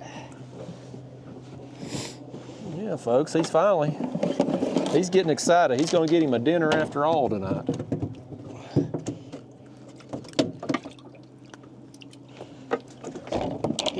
Over here. 14 and a half.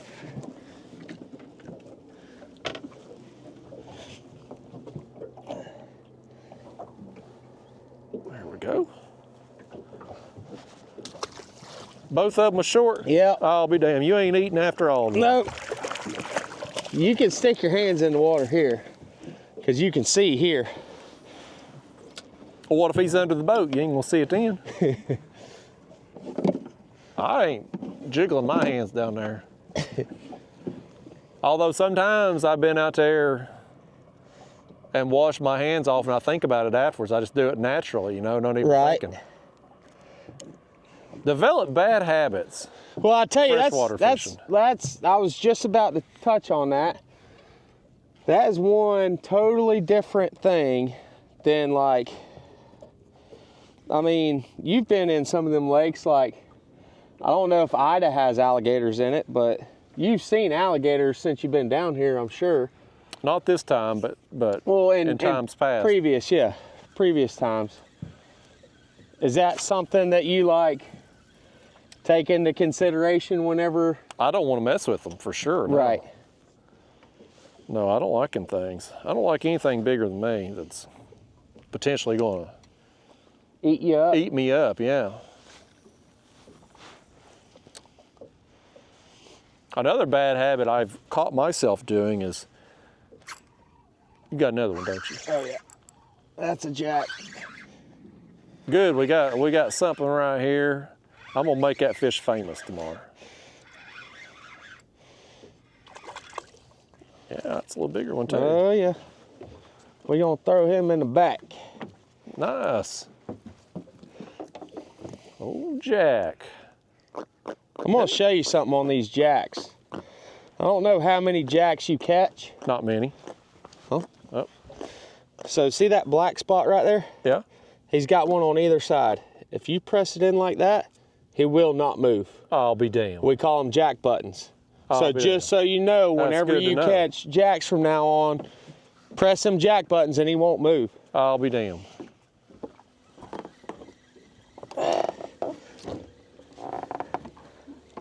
You learn all kinds of helpful tips out here with a real guide, folks. Well, And I know it sounds silly or whatever, but it works, man. well, them things, I mean, they're going to flop around and fight you while you're trying to get the hook out. So anything that'll calm them down a notch is helpful.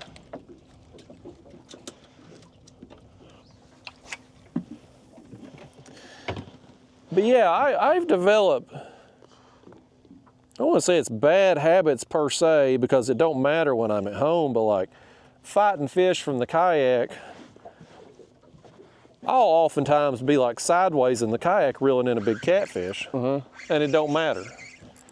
But you get sideways with a big shark and your drag's too tight, or Right. God forbid it sticks, you're in trouble. Right. How many of these you want? I'll take that too. I'll give it, you take them all. I don't care. Okay, You can have bait for the whole week. But I was gonna say, I mean, how long do you think them things will keep? I mean, A few days? yeah, oh yeah, for I sure. mean, I'll take 5 or 6 maybe. Okay, well, this is gonna be number 3. Okay. Yeah. My cooler ain't very big, but I think I could fit 5 or 6. Oh yeah. Well, if anything, I mean, they're gonna be dead. So Yeah. you could just put them in a Publix bag, and stick them in the freezer at your place. Yeah, that's a good point. Yeah. Yeah, that's a real good point. I could keep more that way. Just don't tell the place that you're staying at. Don't tell them that you're doing it. All right, I'll catch the jacks. You catch the trout. All right, deal.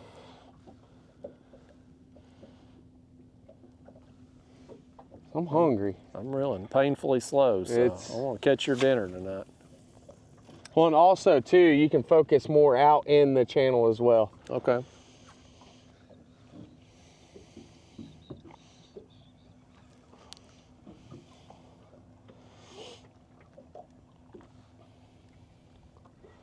And if you want to throw a paddle tail, I can throw you a paddle tail on there, too. It's up to you. I'm fine either way. I'm easy to please. I got you. I'm just enjoying your company today. Me too, man. Who would have ever thought? Two dudes meeting each other at a random gas station in the Everglades. I'm telling you, it's the wildest thing. Because of your photographic memory and the YouTube algorithm. Uh-huh. What you got? You got another one? Another jack. Yeah, you've got us on some of those. That's good. He's got a buddy with him. Reel that shrimp in. I see him right there.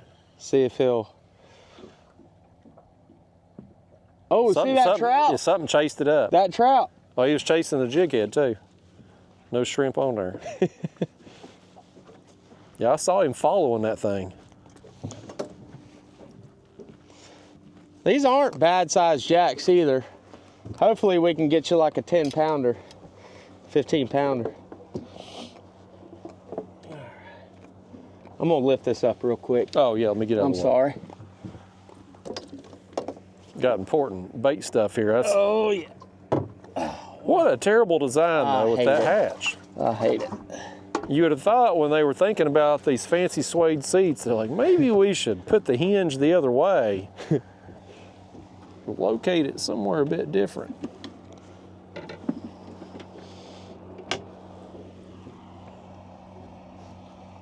I'm gonna try hopping this thing and see if I can't get a trout bite.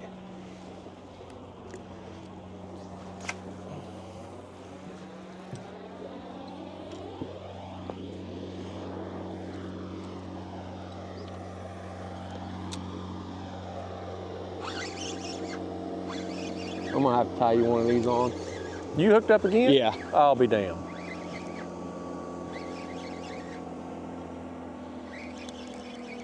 I mean, it's ever cast over there. He's got friends again too. That's a trout, and the jacks are following him underneath him. I'll be damned. Short though. You still ain't got dinner. He's way short. You still going hungry tonight? You gonna be stopping at Publix getting you one of them dry turkey and cheese sandwiches. No mayonnaise, no mustard, no nothing.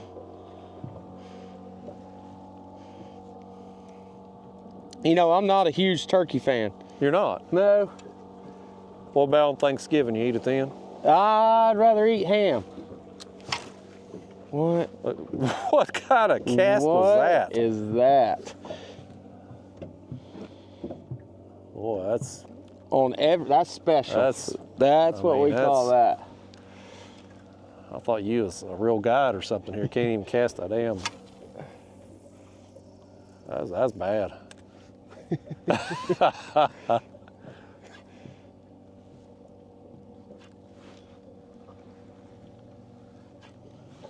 think something stole my shrimp again. They get one bite of them shrimp, buddy, they're gone. They take off with them.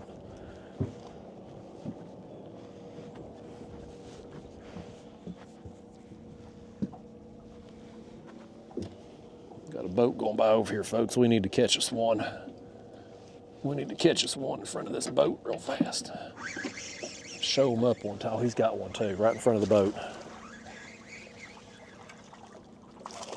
Oh, you lost him. Good release.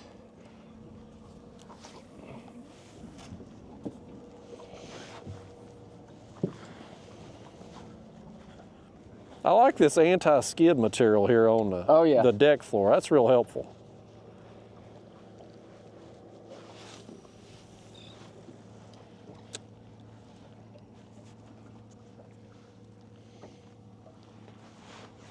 You ever had anybody fall on the boat?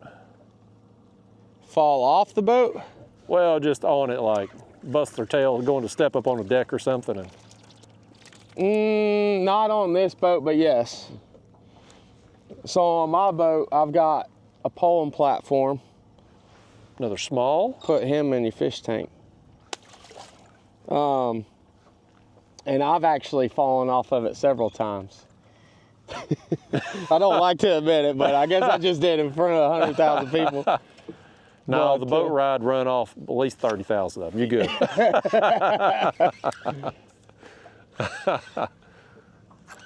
Ooh, that felt like a good trout. I think I got one trout on right now. Oh, yeah.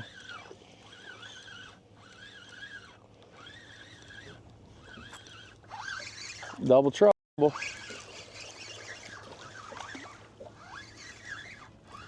do you think? I think he's probably short, but... Yeah. Here's another shark bait for you. That is a ladyfish. Awesome. Yes. Yeah. I've heard good things about those. Oh, yeah. When you've shark fished your tournaments and whatnot, do you always use cut bait or do you use some live baits too? We would troll every once in a while. We would troll live Spanish mackerel.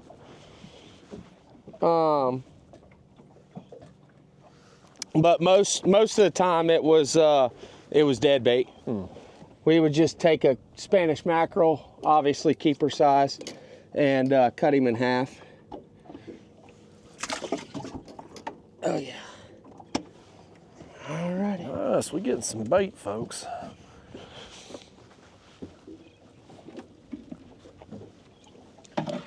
This trip wasn't a bust after all. Oh, well, anytime me and you get together, it ain't gonna be a bust. I'm telling you.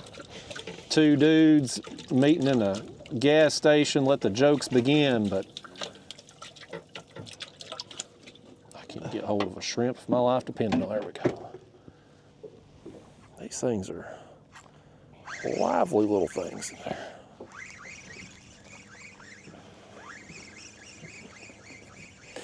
But you know, hell, coming out here to shark fish could probably troll some lures on the way getting where you're going. Right. And pick off some fish. Yeah. So I think I'm gonna throw this ladyfish in there, and then you think you're good? You got Probably 3 good. jacks and 2 ladyfish? Yeah, it should be good. Okay. I'll give you that trout carcass too if you want it. Okay.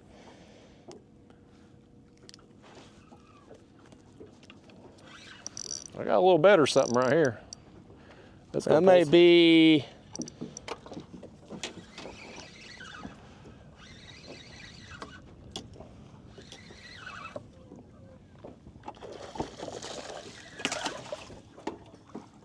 Oh, here, throw that one in there too. Oh yeah, oh yeah. Might as well while you're back there. Yeah. Whoop, quick release. That's too. perfect. Chill. So ladyfish, another undesirable trash fish, yet way harder fighter than the trout of comparable size. That is a desired fish. We call these a poor man's tarpon. Well, they're a pretty good fight. Oh yeah, they're fun. All right, so that's enough for the shark bait. I think we're good with that. Yep. All right.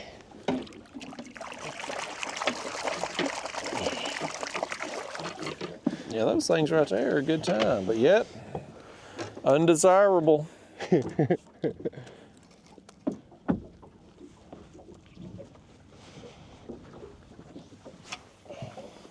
almost just ended up in the water. I wish you had have. I mean, I wish you'd toss the microphone off before you go Right. in, but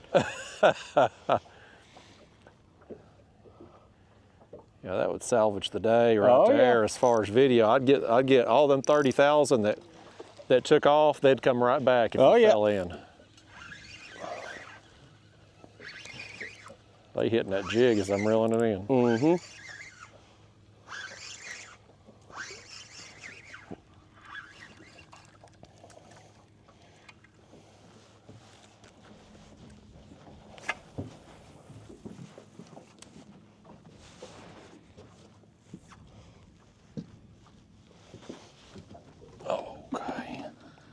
But to answer your question from earlier, yes, I have had people fall down, and it's not necessarily fun. I don't love it. Well, I will admit, when you watch like social media videos of people falling on ice and stuff, like, I'm gonna giggle. It ain't socially appropriate, but I'm gonna giggle a little bit. Oh no, I get it.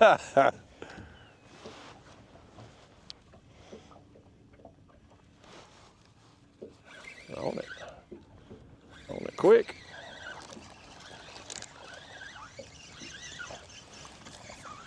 I think I got another one of them ladyfish. Dueling ladyfish. They are fun to catch. Yeah, I mean, they fight hard. They're thrashing around.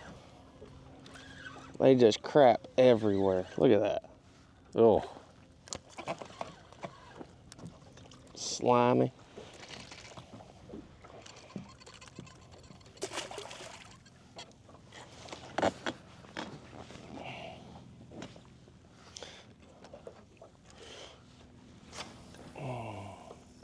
Still having a good time? Oh, yeah. Hold him out there. There we go. Terrible lighting today. I'm gonna have to get a thumbnail for this video on a different day, probably. Cloudy days and thumbnails just don't work out.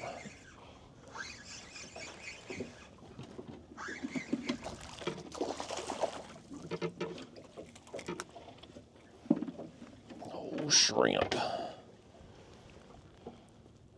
You ever get you a bunch of shrimp to go out fishing and maybe it's a slow day, you don't use them, you go home, you fry them things up? You dang right. You dang right. It's funny because I've actually had customers ask me, what are you doing with them shrimp? It's like, technically they're y'all shrimp. I bought them, but they're your shrimp. There we go. Hit it 3 or 4 times, finally got it hooked up. Oh, what have you done now? We tangled. Oh boy, oh boy. What the heck is going on There we go, we're clear. Yeah, we can tell he don't get to fish much of on his own, people. We can tell Here, I'm already. gonna double up. Right, well, right there. Yep. Oh gosh.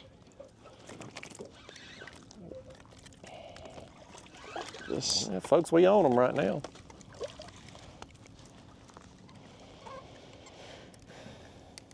I'm gonna try to pinch this thing here and see if it'll. By God, it did. It calmed him right down. Jack buttons to the rescue. Oh There we man. go. Golly. He flung crap all over you. Good night. He said doo-doo on you. That's funny.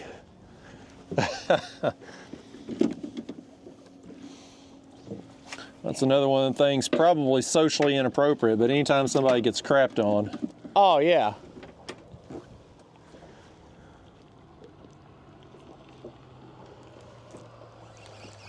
Oh, this boat's gonna slow down for us.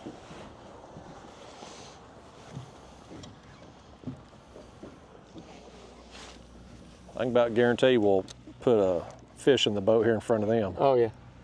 the way things are going.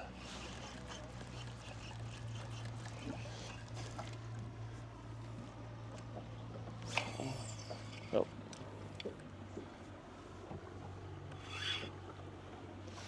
Y'all wave over there through the camera. My hands are full. I'm about to catch me a fish right here in front of them. That boat right there. How much do you think a boat like that runs? 48,000. 18 foot. Oh God, no. That's That's $120,000 You're flat skiff. no. I'm not kidding. I built one online. What's special about it to run the price up like It's that? carbon. What's special about carbon? Keep it lightweight, or? Yeah, it's like that boat Minus the motor, that boat weighs 400 pounds. And is that, I guess it makes it float shallower? Yeah. It just makes it easier to pole and whatnot. Because I would think like a bass boat, the heavier the boat, the better the ride Right. in rough conditions. But Well, those boats actually ride really well. I'll drop the dang shrimp. But I don't know if it's $120,000 well. I mean, that's a lot of money for that small boat. Oh yeah. But I've been amazed for a while at the price of boats. I mean, back home, all them bass fishermen fish the damn Saturday tournament. Every one of them's got a $100,000 Oh, yeah. boat. And what they do, I guess they just got the Bass Pro plan. You pay $300 a month the rest of your life to finance it. Right. Oh my gosh, she piled on it again. Oh, I got hit too. Non-stop rod bending I action. mean, a person can come out here and this is really the ideal thing for somebody with kids. Oh yeah. Because even out here, I mean, even the boat ride is a long ride to get out here, but you're not like, it's not like seasick kind of ride like you're gonna do out in the ocean. So, I mean, if a person's got wife and kids, they can get a bunch of fish caught and not have to worry about the... I'm gonna keep this D-hooker right here.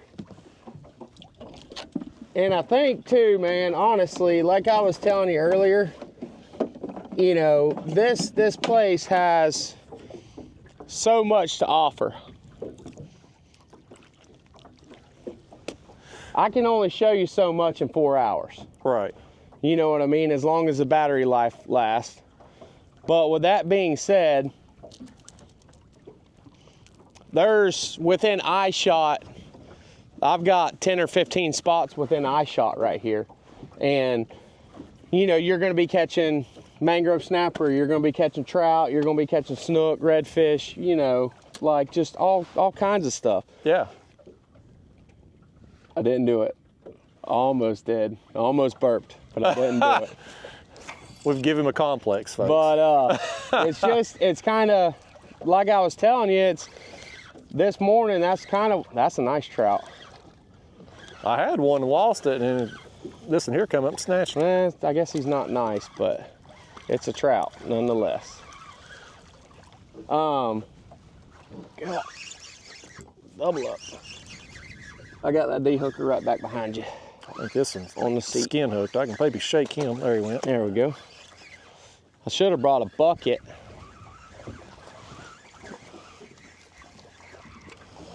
What you need a bucket for? So I could have put some shrimp up here for you, so you didn't have to keep going back there. God forbid you make things easy on I know. But I mean, I guess what I was trying to say by saying that was more or less like, you know, whenever I run my charters, probably I would say 90% of my charters, somebody wants to take fish home. And I'm fine with it. But the primary species that we're gonna be taking home are gonna be trout and mangrove snapper. Now I've got a spot through there, probably about 10 miles from here, but that's a 40-minute run from here, you know what I mean? I couldn't do that today. Yeah. But you know, that's a different spot for a different time. Yeah.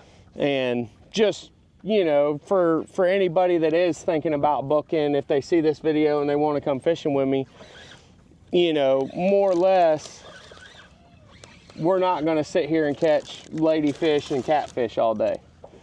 I about caught myself when he shot that thing back at me.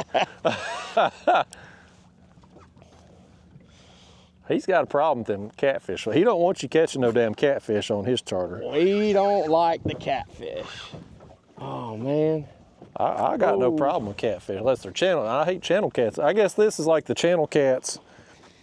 So why do you hate channel cats? Because they're small and they steal my bait. What's the difference? Is there a difference between like a channel cat and a blue cat? They're technically different species, although they look similar. Similar? Yeah, channel cats just don't get quite as big. Right. Especially in my area, I think the blues outcompete them. You always hate catching channel cats. These hardheads are your channel cats to me, basically. Right.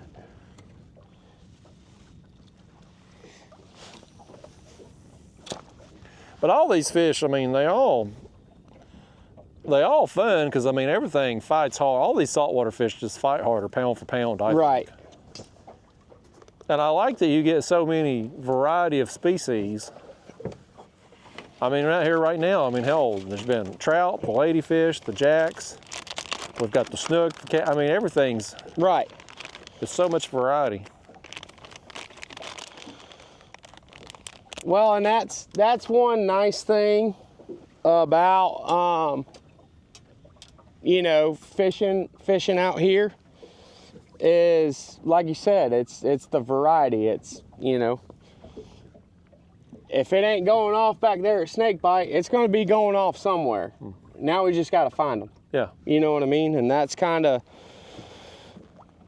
what I was thinking is, you know, the trout weren't going off in Snakebite like they were a week ago. They got to be somewhere. There he is. I found a ladyfish. Oh, there he goes. Oh, spit it right there. That's kind of perfect when you're not keeping them for bait. You get a couple jumps. And Right. they go about their day.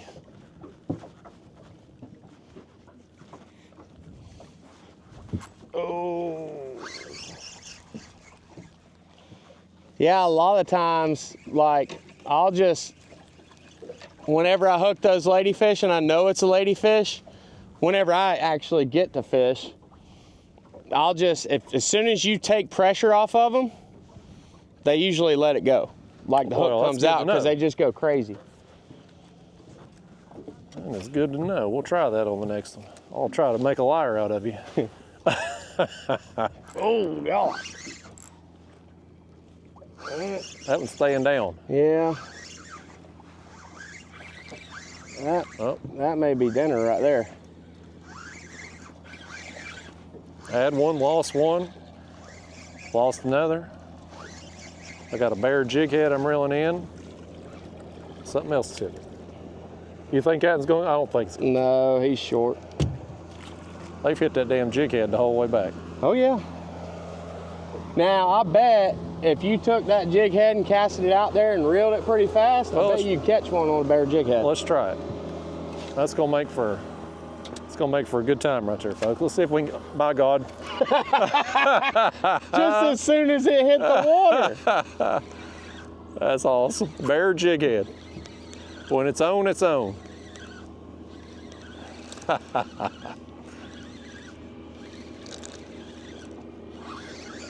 That's a ladyfish. I'm gonna try your trick here. I'm just gonna take a little pressure off. He probably got it good. Like this one got it good. You didn't put stipulations on it when you told me that. You didn't say unless he got it good. He's backtracking now, folks. You heard him. He's backtracking. Yeah. We just made a liar out of him. Slimy on that one. We made a liar out of him.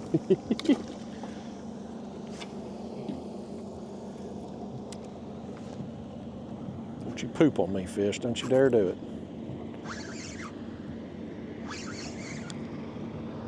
That feels like a jack.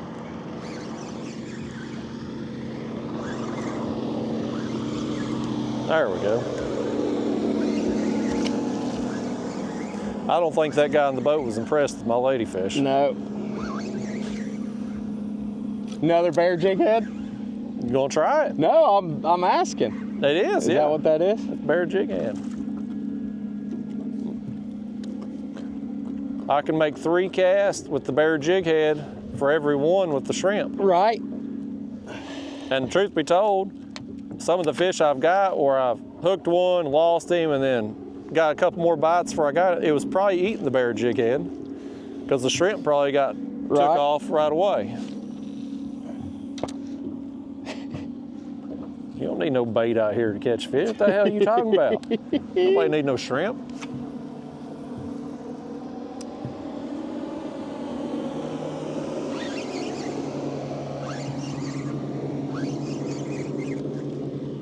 got that guy's attention up there. He's looking back to see what you got. I got me a weed. All right, see, look at there. I had that lady fish, I let some pressure off, and boom. Well, jumped off. You made it sound like it was every time, and then I was unable to replicate what you said I would do, so. It's like you trying to show me the D-hooker earlier, doing it right-handed. Well, I can't help that you're left-handed, wrong-handed. I caught one right here again on a bare jig head. Is that a trout? It might be. He's not come flying up like the ladyfish yet. That's a lady. Well, let's take the pressure off here. Let me guess, I've got this one hooked too good too. I think so. It's just, I think you telling lies up in here. I done proved you wrong twice in a row, by gosh. Oh, goodness.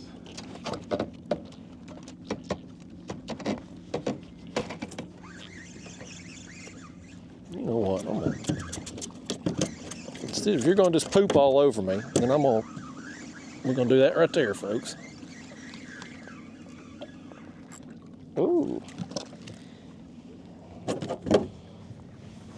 Give him the boot right there.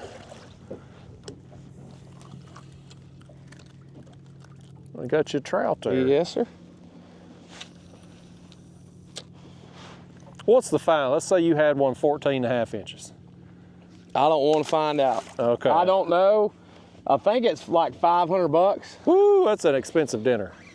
You can go to Ziggy's for that. Oh, you dang right. You can take your girlfriend to Ziggy's for that. Yeah, get an appetizer and everything.